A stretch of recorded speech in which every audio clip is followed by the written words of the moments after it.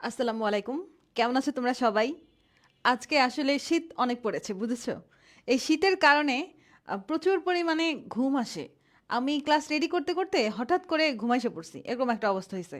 পরে দেখি তোমাদের ক্লাসের টাইম হয়ে গেছে, মানে আমি ক্লাস রেডি করতেছিলাম, আর রেডি করতে যায় তোমার হঠাৎ চোখ লেগে গেছে। কীরকম একটা অবস্থা দেখছো? তোমাদের কি অবস্থা শীতে? তাই একটু দেরি হলেও সবাই দ্রুত জয়েন করো। আজকে আমরা ঘাসফড়িং চ্যাপ্টারটা পড়াবো। ঘাসফড়িং মনে হয় পুরোটা আজকে শেষ করা যাবে না, কালকে তোমাদের রেদন ভাইয়ের ক্লাসের পরে আবার বাকি হাফ করাইতে হবে, মানে হাফ ক্লাস আজকে হবে। ঘাসফড়িং চ্যাপ্টারটা ভালোই বড়, এক ক্লাসে শেষ করলে তোমাদের জন্য খারাপ হবে আর কি, মানে তোমরা শেষ করতে পারবে না, ক্লাস করে বুঝবা না শেষের পার্টটুকু। এর জন্য আমি দুইটা ভাগে ভাগ করছি। সবাই একটু দ্রুত জয়েন করো তো, সবাই একটু দ্রুত জয়েন করো, তোমাদের ওয়েট করে রাখছি আমি, এর জন্য সরি। আমি ভালো আছি আলহামদুলিল্লাহ। আমি একটা সময় ভাবছি আজকে এত ঘুম পাইতেছিল আমার, টায়ার্ড লাগতেছিল অনেক, যে আমি মনে হয় ক্লাসে দাঁড়াইতে পারবো না। পরে আমি তোমাদের কথা ভাবলাম যে তোমরা আমাকে কত পছন্দ করো, আমার ক্লাসের জন্য ওয়েট করে আছো। তোমাদের সাথে আমার কয়েকজনের সাথে কথা হয়েছে, তোমরা বলছো তোমরা আব্বু আম্মু সহ বসে আমার ক্লাস দেখো, আন্টিরা অনেক প্রশংসা করে। একজন বলছো যে তোমার আম্মু নাকি বলে যে এই আপুটা অনেক ব্রিলিয়েন্ট।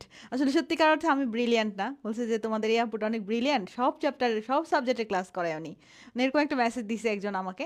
তো আমি আসলে ব্রিলিয়েন্ট না, আমি ট্রাই করি তোমাদের জন্য গুছিয়ে ক্লাস নেওয়ার, মানে আমি ক্লাসটাকে অনেক সুন্দর করে গুছাই, যাতে তোমাদের পড়তে কষ্ট না হয়। আর এই গুছানোর প্রেক্ষিতে আমাদের এই বছর 2026 সালের জন্য বায়োলজির একটা বই আমি আনতে যাচ্ছি, সেটা হচ্ছে বায়োলজি কনসেপ্ট বুক। মানে বায়োলজিতে আমার যত, আমি যেভাবে গুছিয়ে গুছিয়ে পড়াই তোমাদের, এই গুছানো নোটসগুলো বা এই গোছানো টপিকগুলো তোমরা আমার মতো করে চাও। মানে বই আছে, বাংলাদেশে তো অনেক গোছানো বই আছে, অনেক কোচিং সেন্টারের বই আছে, কিন্তু আমি যেভাবে দিই তোমরা কেন যেন অনেকে এইভাবে অভ্যস্ত হয়ে যাও।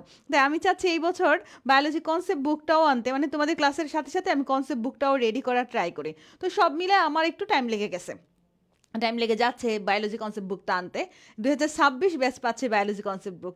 আমার স্বপ্ন ছিল 2021 সালে বায়োলজি কনসেপ্ট বুক বের করার। আসলে জীবনে স্বপ্ন পূরণ হয়, অনেক সময় স্বপ্ন পূরণ হতে সময় লাগে।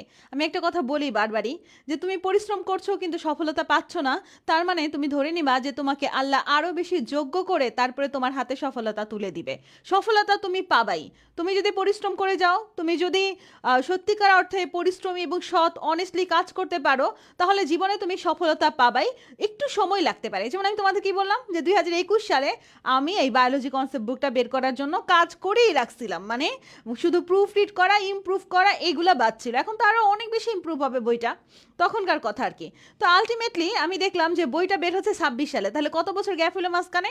21-এর পরে 22, 23, 24, 25, মানে 4 বছর পরে বইটা আমি বের করতে পারতেছি। আমি ভাবছিলাম যে বই টাইপ করাবো, লিখে দিব, নোট করে দিব, আর হচ্ছে বই হয়ে যাবে, মানে এরকম একটা অবস্থা ছিল।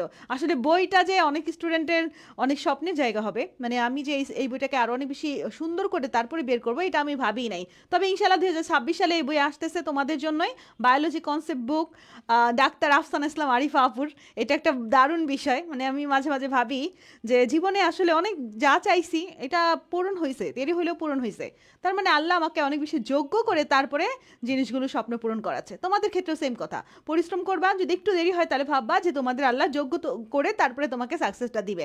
তাই পরিশ্রম করে যেতে হবে, মানে যদি সফলতা পেতে চাও লেগে থাকতেই হবে, পরিশ্রম করে যেতেই হবে, এটা হচ্ছে কথা। ওকে, সবাই চলে আসছো, এই যে বাচ্চারা তোমরা আমার জন্য ওয়েট করতেছিল না, সবাইকে মেনশন করে দাও, ফ্রেন্ডদেরকেও মেনশন করে দাও। ফরিং আপু পড়াচ্ছে ঘাস ফরিং, থ্যাংক ইউ। আচ্ছা, ওকে, ঠিক আছে। এই ক্লাসের এক্সামগুলো কবে হবে? আমরা একটা এক্সামের ডেট দিব, 10 তারিখে হতে পারে এক্সামের ডেটটা। আমরা এই যে যা ক্লাস নিতেছি এর উপরই তোমাদের এক্সামটা হয়ে যাবে। 10 বা 15 তারিখের ভিতরে আমরা তোমাদের এক্সামটা নিয়ে নিব, পরে আমরা আবার আরেকটা এক্সাম নিব। হ্যাঁ, সব কিছু ক্লিয়ার কিনা আমাকে জানাও তো। আচ্ছা, ওয়াইফাই অফ করে দিব? ওয়াইফাই তো অফই।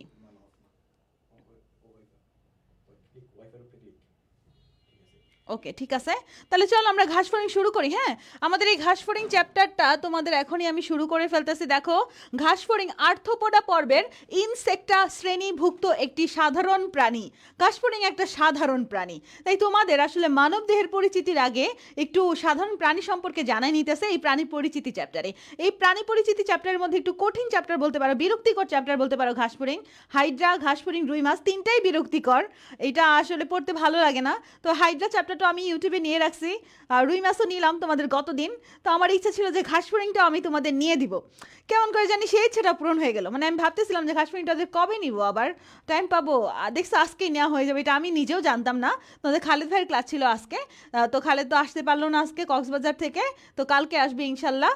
তো তারপরে খালেদের ক্লাস কারেন্ট নিবে, এই জায়গায় আমি তোমাদের ঘাসফড়িং চ্যাপ্টারটা পড়াই দিচ্ছি। যাই হোক, দেখো ঘাসফড়িং হচ্ছে আর্থ্রোপোডা পর্বের ইনসেক্টা শ্রেণীভুক্ত। তাহলে মনে রেখো যে ঘাসফড়িং কোন শ্রেণীর যদি প্রশ্ন আসে, অপশনে যদি আর্থ্রোপোডা ইনসেক্টা দুইটা থেকে অ্যান্সার কি দিবা? আর্থ্রোপোডা কিন্তু পর্ব আর ইনসেক্টটা কিন্তু শ্রেণী, এটা খেয়াল রেখো। বাংলাদেশ সহ বিভিন্ন জায়গায় আমরা ঘাসফড়িং দেখতে পাই। ঘাসফড়িং একসাথে দলবদ্ধ হয়ে বিচরণ করে এবং বিভিন্ন খাদ্যশস্যর যে তোমার মাঠগুলো আছে যেখানে চাষ করা হয়, খাদ্যশস্যের ক্ষেত, সেখানে যে তারা সবাই একসাথে ঝাঁক বেঁধে পড়ে সেই খাবারগুলোকে ভ্যানিশ করে, মানে এক দল বেঁধে যায়, ঝাঁক বেঁধে যায়। এই ঝাঁক বেঁধে যায় বলে এদেরকে পঙ্গপাল বা লোকাস্ট বলে। ঘাসফড়িংকে কি বলে? ঘাসফড়িং এর কিছু প্রজাতিকে পঙ্গপাল বা লোকাস্ট বলে, মনে রেখো। ঘাসফড়িং বাদামি বর্ণের, এগুলো বাদামি বর্ণের মাঝারি আকৃতির হয়ে থাকে, জাস্ট এটা একটু জানলে এখান থেকে আর কিছু না। এবার একটা জিনিস দেখ দিচ্ছি আমি, দেখো পয়কিলোসেরাস পিকটাস, পয়কিলোসেরাস পিকটাস সহ সমস্ত ঘাসফড়িং ও পঙ্গপালকে তোমার হচ্ছে এই ইনসেক্টা শ্রেণীতে অন্তর্ভুক্ত করা হয়েছে। যাই হোক, এইটুকু আমরা পড়লাম এবং আমরা জানি যে পয়কিলোসেরাস পিকটাস একটা ঘাসফড়িং এর বৈজ্ঞানিক নাম। এই ঘাসফড়িংটার গোত্রের নাম কি, পরিবারের নাম কি? পরিবারের নাম হচ্ছে পাইরগমন, আচ্ছা পাইরোগমো মরফিডেই। হ্যাঁ, এটা আগে ছিল হচ্ছে অ্যাক্রিডিডেই। দেখো খেয়াল করে এই জায়গায় আইডিএই পরিবারের নামের মধ্যে আইডিএই থাকবে, গোত্রের নামের মধ্যে আইডিএই থাকবে। যতই তুমি গোত্রের নাম দেখবা ততই আইডিএই দেখবা। দেখো সারা পৃথিবীতে ঘাসফড়িংয়ের সংখ্যা হচ্ছে 20,000 প্রজাতি, সারা পৃথিবীতে 20,000, কিন্তু বাংলাদেশে 20 প্রজাতি। পৃথিবী অনেক বড় জায়গা না? পৃথিবী অনেক বড় জায়গা, যেহেতু পৃথিবী অনেক বড় জায়গা তাই সেখানে 20,000 প্রজাতি, আর বাংলাদেশ পৃথিবীর মধ্যে ছোট্ট একটা জায়গা তাই এখানে 20 প্রজাতি। বাংলাদেশে কত প্রজাতির ঘাসফড়িং রয়েছে? পরীক্ষায় ডেন্টাল ভর্তি পরীক্ষা 18-19-এর কোশ্চেন এটা। বাংলাদেশে কত প্রজাতির ঘাসফড়িং রয়েছে কমেন্ট করো। বাংলাদেশে কত প্রজাতির ঘাসফড়িং রয়েছে? ডেন্টাল ভর্তি পরীক্ষার কোশ্চেন এটা। বাংলাদেশে কত প্রজাতির ঘাসফড়িং রয়েছে? 20 প্রজাতির ঘাসফড়িং রয়েছে। এখানে প্রত্যেকটা প্রজাতির নাম দেওয়া আছে, আমি তোমাদের বলবো না, প্রত্যেকটা প্রজাতির নামই তুমি মুখস্থ করো, কারণ এতগুলা নাম মুখস্থ করে আমাদের লাভ নাই। আমরা শুধু পয়কেলোসেরাস পিকটাসের নামটা মুখস্থ করব। পয়কেলোসেরাস পিকটাস, পয়কেলোসেরাস পিকটাসের কথাটাই মনে রাখো। ঘাসফড়িং কেন ইনসেক্টা বা পতঙ্গ শ্রেণীভুক্ত প্রাণী? ঘাসফড়িং কেন পতঙ্গ শ্রেণীভুক্ত? ঘাসফড়িংকে কেন পতঙ্গ বলা হয়?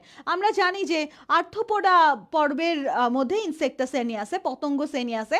এই পতঙ্গ শ্রেণী হওয়ার কারণ অন্যান্য পতঙ্গের মতো ঘাসফড়িং এর দেহ কাইটিন নির্মিত বহিকঙ্কাল দিয়ে গঠিত। আচ্ছা, ঘাসফড়িং এটা বললে বুঝবা না। তোমরা চিংড়ি মাছ খেয়েছো কে কে? একটু হাত তুলো তো। চিংড়ি মাছ অথবা কাঁকড়া খেয়েছো কে কে? চিংড়ি মাছ বা কাঁকড়ার বাইরের আবরণটা কি নরম না শক্ত? চিংড়ি মাছ বা কাঁকড়ার বাইরের আবরণটা কি নরম না শক্ত? বাচ্চারা বলো তো, চিংড়ি মাছ বা কাঁকড়ার বাইরের আবরণটা নরম নাকি শক্ত? শক্ত না? শক্ত। এটা কার্বোহাইড্রেট জাতীয়, মানে নাইট্রোজেন ঘটিত কার্বোহাইড্রেট জাতীয় একটা পদার্থ। এটা হচ্ছে তোমার নাইট্রোজেন ঘটিত পলিস্যাকারাইড কাইটিন। হ্যাঁ, তাহলে চিংড়ি মাছের বাইরের আবরণটা কাইটিন নির্মিত, ওই রকমই একটা পদার্থ দিয়ে আমাদের এই ঘাসফড়িং এর বহিকঙ্কালও নির্মিত। কাইটিন নির্মিত বহিকঙ্কাল থাকে বলে ঘাসফড়িংকে কি বলা হয়? কাইটিন নির্মিত বহিকঙ্কাল থাকে বলে ঘাসফড়িংকে কিন্তু তোমার পতঙ্গ বলা হয়। এখন তোমাদের কাছে একটা প্রশ্ন, যে কাইটিন জিনিসটা কি? কাইটিন জিনিসটা হচ্ছে নাইট্রোজেন ঘটিত পলিস্যাকারাইড। আচ্ছা, তোমরা তো পলিস্যাকারাইডের কথা শুনছো। পলিস্যাকারাইড মানে কার্বোহাইড্রেট। কার্বোহাইড্রেটে কি থাকে? কার্বোহাইড্রেটে আমরা জানি কার্বন থাকে, এখানে হাইড্রোজেন থাকে, ওএস থাকে, এইদিকে হচ্ছে ওএস থাকে, এইভাবে তা আমাদের তোমার কি তোমার গ্লুকোজ গঠিত হয়, তাই না? তো গ্লুকোজের এই যে OH এর জায়গায় যদি এই জায়গায় নাইট্রোজেন যুক্ত কিছু তৈরি হয়, NH3 বা NH2 অ্যামিনোমূলক দিয়ে কনভার্ট হয়ে যায় একটা OS, তখন এই যৌগটার মধ্যে নাইট্রোজেন চলে আসে। মানে কার্বোহাইড্রেটটা যখন নাইট্রোজেন দিয়ে কনভার্ট হয় তখন নাইট্রোজেন ঘটিত একটা পলিস্যাকারাইড তৈরি হয়। সেই নাইট্রোজেন ঘটিত পলিস্যাকারাইডকে বলা হয় কাইটিন। কাইটিনের মধ্যে আমরা গ্লুকোসামিন, গ্যালাক্টোসামিন দেখি, অ্যামিনোমূলক দিয়ে OH মূলকটা ট্রান্সফার হয়ে যায়। বুঝছো? তোমরা যদি গ্লুকোজের সংকেতটা দেখো সেখানে দেখতে পাবা যে গ্লুকোজের সংকেতটা হচ্ছে C6H12O6। তো এই C6H12O6 এর মধ্যে এখানে C দিয়ে দিয়ে তুমি বড় করে এদিকে পাশে OH দিতে পারবা। হ্যাঁ, এরকম করে করে তুমি গ্লুকোজের সংকেতটা বানাতে পারবা। তো এই একটা OH কে আমি যদি বাদ দিয়ে এখানে NH2 দেই, তাহলে আমাদের কি হলো? কার্বোহাইড্রেটের ভিতরে নাইট্রোজেন ঢুকে গেল না? নাইট্রোজেন ঢুকে গেল। অর্থাৎ কার্বোহাইড্রেটের যে OH মূলকটা আছে সেই OH মূলকটা যদি অ্যামিনো মূলক দিয়ে কনভার্ট হয় তখনই তৈরি হয় কাইটিন। হইতে পারে সেটা গ্লুকোসামিন বা গ্যালাক্টোসামিন। এই পড়াটা আমরা পড়াবো কোষ শ্বসন চ্যাপ্টারে আছে। যাই হোক, এই কাইটিনটা তাহলে কি? কাইটিনটা হচ্ছে নাইট্রোজেন ঘটিত কার্বোহাইড্রেট। আমার সাথে সাথে বলো তো কাইটিনটা আসলে কি? কাইটিনটা হচ্ছে নাইট্রোজেন ঘটিত কার্বোহাইড্রেট। কাইটিন নাইট্রোজেন ঘটিত কার্বোহাইড্রেট। কাইটিন এক ধরনের পলিস্যাকারাইড। এবার আসো তোমাদের মনে একটা প্রশ্ন, তাহলে আপু কিউটিন কি? কিউটিন, আমরা তো কিউটিন আবরণযুক্ত কিউটিকল এই টাইপের কথাবার্তা শুনি। কিউটিন আর কাইটিন কি সেম জিনিস? তোমাদের কাছে আমার প্রশ্ন, কিউটিন আর কাইটিন কি সেম জিনিস বাচ্চারা? নামের মধ্যে মিল আছে দেখে মনে হয় একই জিনিস, কিন্তু সেম জিনিস না। কিউটিন আর কাইটিন সেম জিনিস না। কিউটিন হচ্ছে এক ধরনের স্নেহ জাতীয় পদার্থ। কিউটিন হচ্ছে এক ধরনের স্নেহ জাতীয় পদার্থ। কাইটিন হচ্ছে এক ধরনের পলিস্যাকারাইড। কিউটিন হচ্ছে লিপিড জাতীয় পদার্থ। কাইটিন হচ্ছে পলিস্যাকারাইড কার্বোহাইড্রেট। কিউটিন হচ্ছে লিপিড জাতীয় পদার্থ। কাইটিন হচ্ছে কার্বোহাইড্রেট জাতীয় পদার্থ। কিউটিন হচ্ছে লিপিড জাতীয় পদার্থ। কাইটিন হচ্ছে কার্বোহাইড্রেট জাতীয় পদার্থ। ওকে, তাহলে কিউটিন দিয়ে কি হয়? কিউটিন দিয়ে বাইরে যে পাতার বাইরে একটা তেল তেলে আবরণ দেখতে পাই না আমরা পাতার একটা সাইডে, কিউটিকল বলা হয়। কিউটিন থেকে কিউটিকল তৈরি হয়। কিউটিন থেকে কি তৈরি হয়? কিউটিন থেকে কিউটিকল তৈরি হয়। কিউটিন থেকে কিউটিকল তৈরি হয়। কিউটিন থেকে কিউটিকল তৈরি হয়। আর কাইটিন হচ্ছে নাইট্রোজেন ঘটিত পলিস্যাকারাইড। তাহলে কিউটিন হচ্ছে তেল জাতীয় পদার্থ, স্নেহ জাতীয় পদার্থ, কিউটিকল তৈরি হয়। কাইটিন হচ্ছে নাইট্রোজেন ঘটিত পলিস্যাকারাইড। তাহলে দুইটা জিনিস আলাদা না? কাইটিন হচ্ছে শক্ত শক্ত, কিউটিকল হচ্ছে তেলের মতো। কিউটিকল হচ্ছে তেলের মতো, কিউটিন তেল জাতীয়, অনেকটা তেলের মতো। আর কাইটিন হচ্ছে কার্বোহাইড্রেট জাতীয়। তোমরা চিংড়ি মাছের বাইরের আবরণটা খুলে খাও না, খোসাটা খুলে ফেলে দাও না খাওয়ার সময়, শক্ত বড় চিংড়ি মাছ হলে তো একদম তোমার হচ্ছে দাঁতটা এদিক দিয়ে কেটে যায় এরকম করে খেতে গেলে, তাই না? অনেক শক্ত থাকে। যাই হোক, এই তোমার চিংড়ি মাছের বাইরে যে আবরণ, সেই আবরণটা কিন্তু কাইটিন নির্মিত বহিকঙ্কাল, ঠিক আছে? কাইটিন দিয়ে তৈরি। যাই হোক, এরপরে দেখো দেহকে তিনটা ভাগে ভাগ করা যায়, মস্তক, বক্ষ এবং উদর। মস্তক, বক্ষ এবং উদর। মস্তকের ইংরেজি নাম কি? মস্তক মাথার ইংরেজি নাম হচ্ছে হেড। বক্ষ হচ্ছে থোরাক্স, বক্ষ ইংরেজি কি? থোরাক্স। আর উদর মানে হচ্ছে অ্যাবডোমেন। উদর মানে কি? অ্যাবডোমেন। এই তিনটা নাম পড়তে পারো হ্যাট কথা দিয়ে, HAT। এইচ দিয়ে হচ্ছে হেড, এ দিয়ে হচ্ছে অ্যাবডোমেন, টি দিয়ে হচ্ছে থোরাক্স, এ দিয়ে হচ্ছে আমাদের এইচ দিয়ে হচ্ছে হেড, হেড মানে মস্তক, এ দিয়ে হচ্ছে অ্যাবডোমেন, অ্যাবডোমেন মানে উদর, আর টি দিয়ে হচ্ছে থোরাক্স। তাহলে HAT হ্যাট, এই কথাটা দিয়ে কিন্তু তিনটা নাম আমরা মনে রাখতে পারি। এরপর আসো, মস্তকের মধ্যে এক জোড়া পুঞ্জাক্ষী আছে, আমাদের এক জোড়া চোখ আছে, আমাদেরটা চোখ। কিন্তু ঘাস ফড়িং একটা পুঞ্জাক্ষী, দেখো ঘাস ফড়িং বা ফড়িং এর চোখগুলি এমন এমন করে ঘুরতে থাকে না, এমনি এমনি করে কিন্তু ঘুরতে থাকে দুইটা চোখ, এমন এমন করতে থাকে গোল গোল দুইটা চোখ। ওইটা আসলে ওদের চোখ না, ওইটা ওদের জটিল চোখ, মানে ওদের সরল চোখ না, ওইটা ওদের জটিল চোখ। ওইটা ওদের কিরকম চোখ? ওইটা হচ্ছে ওদের জটিল চোখ, ঠিক আছে? তাহলে পুঞ্জাক্ষীকে কম্পাউন্ড আইস বলা হয় বা জটিল অক্ষী বলা হয়। পুঞ্জাক্ষীকে কম্পাউন্ড আইস বলা হয় বা জটিল অক্ষী বলা হয়। পুঞ্জাক্ষী হচ্ছে জটিল অক্ষী। পুঞ্জাক্ষী কি বলতো? জটিল চক্ষু, জটিল অক্ষী। পুঞ্জাক্ষী হচ্ছে জটিল অক্ষী, কম্পাউন্ড আইস। ওদের এক জোড়া কম্পাউন্ড আইস আছে, এক জোড়া অ্যান্টেনা আছে। দেখো মাথার সামনে দুইটা এমন এমন করে এক জোড়া অ্যান্টেনা এমন নড়তে থাকে। তাহলে এক জোড়া অ্যান্টেনা আছে, এক জোড়া পুঞ্জাক্ষী আছে। এক জোড়া অ্যান্টেনা আছে, এক জোড়া পুঞ্জাক্ষী আছে। কমেন্ট করো, পুঞ্জাক্ষী কয়টা? পুঞ্জাক্ষী কয়টা? কয়টা বললে দুইটা। অ্যান্টেনা কয়টা? কয়টা বললে দুইটা, কিন্তু জোড়া বললে এক জোড়া। পুঞ্জাক্ষী কয়টা আছে? অ্যান্টেনা কয়টা আছে? পুঞ্জাক্ষী কয়টা আছে? অ্যান্টেনা কয়টা আছে? ওদের বক্ষ দেশে 3 জোড়া সন্ধিযুক্ত পা আছে। 3 জোড়া পা। ঘাসফড়িংয়ে কয় জোড়া পা আছে? ঘাসফড়িংয়ে কয় জোড়া পা আছে? 3 জোড়া পা আছে। যদি বলি কয়টা পা আছে, ঘাসফড়িংয়ের কয়টা পা আছে? ওদের বক্ষ থেকে পা বের হয়, আমাদের তো বক্ষ থেকে না, ওদের বক্ষ থেকে পা বের হয়। একটু পরে ছবিতে দেখাবো। ঘাসফড়িংয়ে 3 জোড়া পা আছে। কয় জোড়া পা আছে বলো দ্রুত? কত জোড়া পা আছে? ঘাসফড়িংয়ে 3 জোড়া সন্ধিযুক্ত পা আছে। 2 জোড়া ডানা আছে। কয় জোড়া ডানা আছে? 2 জোড়া ডানা আছে। এবং শ্বাস প্রশ্বাস সম্পূর্ণ হয় ট্রাকিয়া দিয়ে। ওদের প্রধান শ্বসন অঙ্গের নামই হচ্ছে ট্রাকিয়া। আমাদের প্রধান শ্বসন অঙ্গের নাম কি? আমাদের প্রধান শ্বসন অঙ্গের নাম হচ্ছে ফুসফুস। আমাদের প্রধান শ্বসন অঙ্গের নাম হচ্ছে ফুসফুস, কিন্তু ঘাসফড়িংয়ের প্রধান শ্বসন অঙ্গের নাম হচ্ছে ট্রাকিয়া। ঘাসফড়িংয়ের প্রধান শ্বসনাঙ্গের নাম কি বাচ্চারা? ঘাসফড়িংয়ের প্রধান শ্বসনাঙ্গের নাম হচ্ছে ট্রাকিয়া। আমাদের প্রধান শ্বসনাঙ্গের নাম হচ্ছে ফুসফুস। ওকে, এই ট্রাকিয়ার সাহায্যেই তাদের শ্বাসক্রিয়া সম্পন্ন হয়। মুক্ত রক্ত সংবহনতন্ত্র দেখা যায়। ঘাসফড়িংয়ে কি ধরনের রক্ত সংবহনতন্ত্র দেখা যায়? ঘাসফড়িংয়ে কি ধরনের রক্ত সংবহনতন্ত্র দেখা যায়? ঘাসফড়িংয়ে মুক্ত রক্ত সংবহনতন্ত্র দেখা যায়। আমাদের রক্ত বদ্ধ রক্ত সংবহনতন্ত্র, রুই মাছের রক্ত বদ্ধ রক্ত সংবহনতন্ত্র, কিন্তু ঘাসফড়িংয়ের রক্তটা হচ্ছে মুক্ত রক্ত সংবহনতন্ত্র দেখা যায়। অর্থাৎ ওদের রক্তটা একটা তোমার নালিকার ভিতরে সীমাবদ্ধ না। ঘাসফড়িং ধর, এটা ঘাসফড়িং, ঘাসফড়িংয়ের রক্তটা হচ্ছে এরকম দেহ গহ্বরের মধ্যে উন্মুক্ত থাকে, হ্যাঁ দেহ গহ্বরে হৃদযন্ত্র থাকে, এখানে হৃদযন্ত্র থাকে, কিন্তু এই বিভিন্ন এই পার্টগুলোতে আসে, হ্যাঁ সিলোম, এগুলো দেখাবো আর কি। তুমি মনে রাখো যে ওদের রক্তটা একটা নালীর ভিতরে সীমাবদ্ধ না, আমাদের রক্তগুলো বিভিন্ন নালীর ভিতরে সীমাবদ্ধ। হৃৎপিণ্ড, ধমনী, শিরা, কৈশিক জালিকা, আমাদের রক্তগুলো এই নালীগুলোর ভিতরেই থাকে, নালীগুলোর ভিতরেই সীমাবদ্ধ। আমাদের দেহের কোনো গহ্বরের ভিতরে রক্ত ভরে থাকে না, পেটের ভিতরে রক্ত ভরা না, তাই না? আমি ছোটবেলায় ভাবতাম যে পেট ভরা মনে হয় রক্ত, পেট কাটলেই ফট করে রক্তগুলো বেরিয়ে যাবে, পেটের ভিতরে মনে একটা পলিথিনের প্যাকেটের মতো আছে রক্তের, এইগুলা ছোটবেলার বাচ্চারা ভাবে, কিন্তু আমাদের দেহে কি তাই? আমাদের দেহ কিন্তু তাই না। আমাদের পেট কাটলেও কিন্তু পেটের ভিতরটা খালিই থাকবে, রক্তের মানে রক্ত বের হবে তোমার নালী দিয়ে, কৈশিক জালিকা দিয়ে বের হবে, কিন্তু ভিতরে কিন্তু রক্তের প্যাকেট নাই। তো ওদের আবার পেটের ভিতরে হিমোসিলে এইভাবে রক্তগুলো খোলা অবস্থায় পাওয়া যায়। তো যাই হোক, ওদের ব্যাপারটা আলাদা, আমাদেরটা আলাদা। ওদের ক্ষেত্রে রক্তগুলো মুক্ত অবস্থায় থাকে, আমাদের ক্ষেত্রে রক্ত কিন্তু নালীর ভিতরে সীমাবদ্ধ, তাই আমাদেরটা বদ্ধ, রুই মাছেরটাও বদ্ধ, ওদেরটা হচ্ছে মুক্ত। তাহলে আর্থ্রোপোডাতে রক্ত সংবহনতন্ত্রটা কিরকম? মুক্ত ধরনের। এবং রেচনের জন্য ওদের কি নালী আছে বলো তো বাচ্চারা? ওদের রেচন কিভাবে সম্পূর্ণ হয়? ওদের রেচন সম্পূর্ণ হয় মালপেজিয়ান নালিকার মাধ্যমে। ওদের রেচন সম্পূর্ণ হয় কিসের মাধ্যমে? ওদের রেচন সম্পূর্ণ হয় মালপেজিয়ান নালিকার মাধ্যমে। ওদের রেচন সম্পূর্ণ হয় মালপেজিয়ান নালিকার মাধ্যমে। ওদের রেচন সম্পূর্ণ হয় মালপেজিয়ান নালিকার মাধ্যমে। তাহলে এইটুকু মনে রেখো। ঘাসফড়িং এর রেচন অঙ্গের নাম কি? কমেন্ট করো দ্রুত। ঘাসফড়িং এর রেচন অঙ্গের নাম কি? ঘাসফড়িং এর রেচন অঙ্গের নাম হচ্ছে মালপেজিয়ান নালিকা। ঘাসফড়িং এর রেচন অঙ্গের নাম হচ্ছে মালপেজিয়ান নালিকা। আচ্ছা, এটা কালারটা কিরকম দেখতে পাচ্ছ? কালারটা অনেকটা হলুদ, নীলচে বাদাম, আচ্ছা কালারটা অনেকটা নীল হলুদ টাইপের মনে হচ্ছে না? নীল কালার হলুদ কালার মনে রেখো, মানে এটা নীল কালার হলুদ কালার অনেকটা। আচ্ছা, আমরা একটু ঘাসফড়িং এর শ্রেণীবিন্যাস দেখি। Phylum, class, order, sub class, order, family, genus, species. Phylum হচ্ছে আর্থ্রোপোডা, যাদের সন্ধিপদী, যারা সন্ধিপদী এবং কাইটিন নির্মিত বহিকঙ্কাল। তোমাদের ঘাসফড়িং অপরিচিত লাগতে পারে, ঘাসফড়িং হাতে নিয়ে কেউ দেখো নাই, কিন্তু তোমরা চিংড়ি মাছ ঠিকই দেখেছো।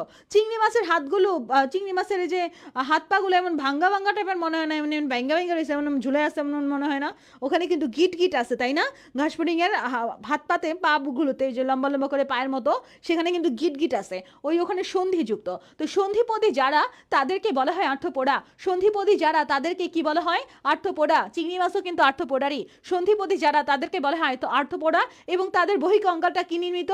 কাইটিন নির্মিত বহিকঙ্কাল আছে, তাদের কাইটিন নির্মিত বহিকঙ্কাল আছে। ক্লাস হচ্ছে ইনসেক্টা, এটা ভালো করে মনে রেখো। ওদের ক্লাসটা কি? ক্লাস হচ্ছে ইনসেক্টা। ইনসেক্টা দেহ, মস্তক, বক্ষ, উদর তিনটাতে ভাগ করা যায়। HAT দিয়ে আমি পড়াইছিলাম। H দিয়ে হচ্ছে হেড, A দিয়ে অ্যাবডোমেন, T দিয়ে হচ্ছে থোরাক্স। এরপর দেখো সাব ক্লাস হচ্ছে টেরিগোটা। সাব ক্লাস টেরিগোটা, এটা কিন্তু পি টেরিগোটা বইলো না, এটা পিটা অনুচ্চারিত হবে। সাব ক্লাস হচ্ছে টেরিগোটা। সাব ক্লাসের বানানটা খেয়াল করেও, পরীক্ষায় কিন্তু বানানটা চেঞ্জ করে দিতে পারে। সাব ক্লাস হচ্ছে টেরিগোটা, অর্ডার হচ্ছে অর্থোপটেরা, ফ্যামিলি হচ্ছে পাইরগমরফিডেই, বা পাইরগমরফিডেই বলতে পারো। এই IDAE, এটা হচ্ছে রঙিন ঘাসফড়িংদের, এই বানানটা একটু খেয়াল রেখো। ফ্যামিলিতে IDAE থাকে শেষে, হ্যাঁ IDAE থাকলে সেটা ফ্যামিলি বোঝায়। জেনাস হচ্ছে পয়কিলোসেরাস, আর স্পেসিস হচ্ছে পয়কিলোসেরাস পিকটাস, এটা দাগ দিতে হবে নিচের দিকে। তাহলে এইটা যদি গতে আসে, পারবা না, একটু মুখস্থ করে ফেলতে হবে। গতে কিন্তু এটা আসলে একদম ম্যাথের মতো মার্ক পাওয়া যায়। গতে যদি এটা আসে, একদম ম্যাথের মতো মার্ক পাওয়া যায়। তাহলে এটা আমরা ম্যাথের মতো করে, মার্ক পাওয়ার মতো করে পড়বো। তাহলে আমরা ক্লাস, ফাইলাম কি? ফাইলাম হচ্ছে আর্থ্রোপোডা। ক্লাস কি? ক্লাস হচ্ছে তোমার ইনসেক্টা। সাব ক্লাস কি? সাব ক্লাস হচ্ছে টেরিগোটা। আচ্ছা, এটা কি হইলো? এই জিনিসটা কই থেকে আসে? বারবারই ওই দিনও আসছে ক্লাসে। এটারে কি করব?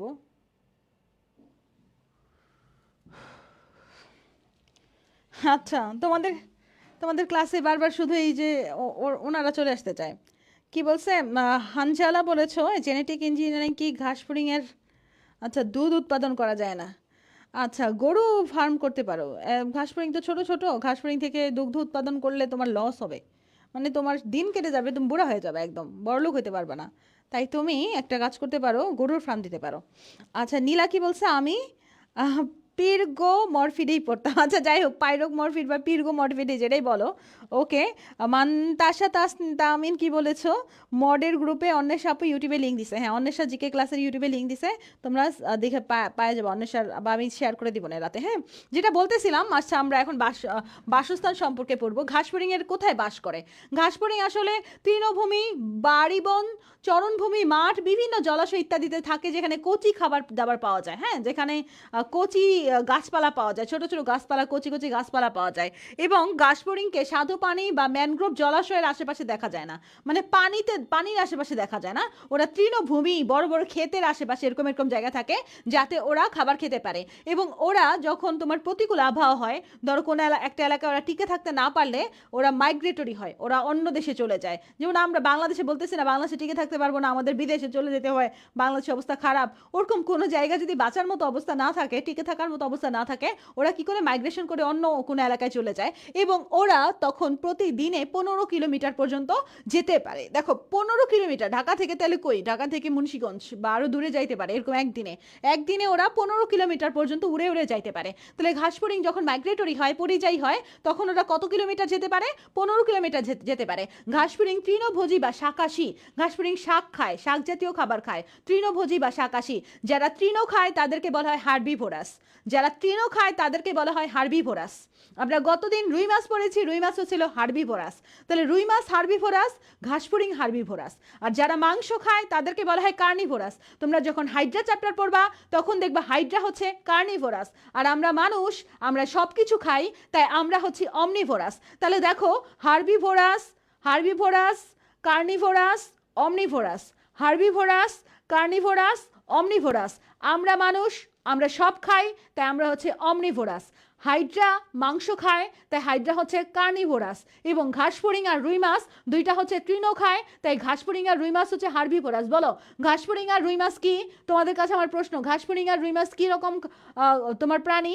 ঘাসফড়িং আর রুই মাছ লিখে নাও। ঘাসফড়িং, ঘাসফড়িং আর রুই মাছ, ঘাসফড়িং আর রুই মাছ দুইটাই আমি তোমাদের এই দুইটা যে পড়ালাম, দুইটা হচ্ছে হার্বিভোরাস বা শাকাশী পড়াইছি। শাকাশী, শাকাশী বা হার্বিভোরাস, হার্বিভোরাস, শাকাশী বা হার্বিভোরাস। ঘাসফড়িং, রুই মাছ, শাকাশী বা হার্বিভোরাস। হাইড্রা কার্নিভোরাস, মানুষ অমনিভোরাস। হাইড্রা কার্নিভোরাস, মানুষ অমনিভোরাস। দেখো ওরা কি খায়? তৃণ খায়। ডিম থেকে ফোটার পরপরই নিম অবস্থায় ঘাসফড়িং চারপাশে যে কোনো ছোট ছোট সহজে পাওয়া যায় এরকম গাছ, বা সহজে পচে এরকম ছোট ছোট কোমল শাখা পোশাখা, মানে ছোট ছোট গাছ টাছ খেতে শুরু করে। হ্যাঁ, দু একবার খোলস মোচনের পর যখন একটু বড় হয় তখন শক্ত উদ্ভিজ্জ খাবার খায়। দু একবার খোলস মোচনের পর যখন একটু বড় হয় তখন শক্ত উদ্ভিজ্জ খাবার খায়, এবং তরুণ পূর্ণাঙ্গ ঘাসফড়িং উদ্ভিজ্জ খাবার গ্রহণ করে। তাহলে ছোটবেলায় নরম উদ্ভিদ খায়, বড় হইলে শক্ত উদ্ভিদ খায়।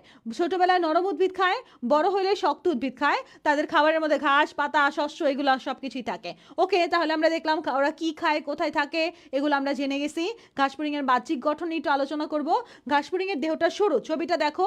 ঘাসফড়িং এর এক্সটার্নাল মরফোলজি নিয়ে যদি আমরা পড়ি, তাহলে ঘাসফড়িং এর দেহটা সরু, লম্বাটে এবং বেলুনাকার। ঘাসফড়িং এর দেহটা বেলুনের মতো না, বাচ্চারা বেলুন দিয়ে রুটি বানাও না, বেলুনাকার। ঘাসফড়িং এর দেহটা বেলুনাকার, এবং এটা দ্বিপার্শ্বীয় প্রতিসম, অর্থাৎ মাঝ বরাবর কেটে দুইটা সমান ভাগে ভাগ করা যায়। ঘাসফড়িং দ্বিপার্শ্বীয় প্রতিসম এবং লম্বা এরা 8 সেন্টিমিটার পর্যন্ত হতে পারে। ঘাসফড়িং দ্বিপার্শ্বীয় প্রতিসম এবং লম্বা এরা 8 সেন্টিমিটার পর্যন্ত হতে পারে। আচ্ছা, ঘাসফড়িং ইউলিশ গ্রিন কালারের। ঘাসফড়িং এর দেহটা দেখতে কিরকম?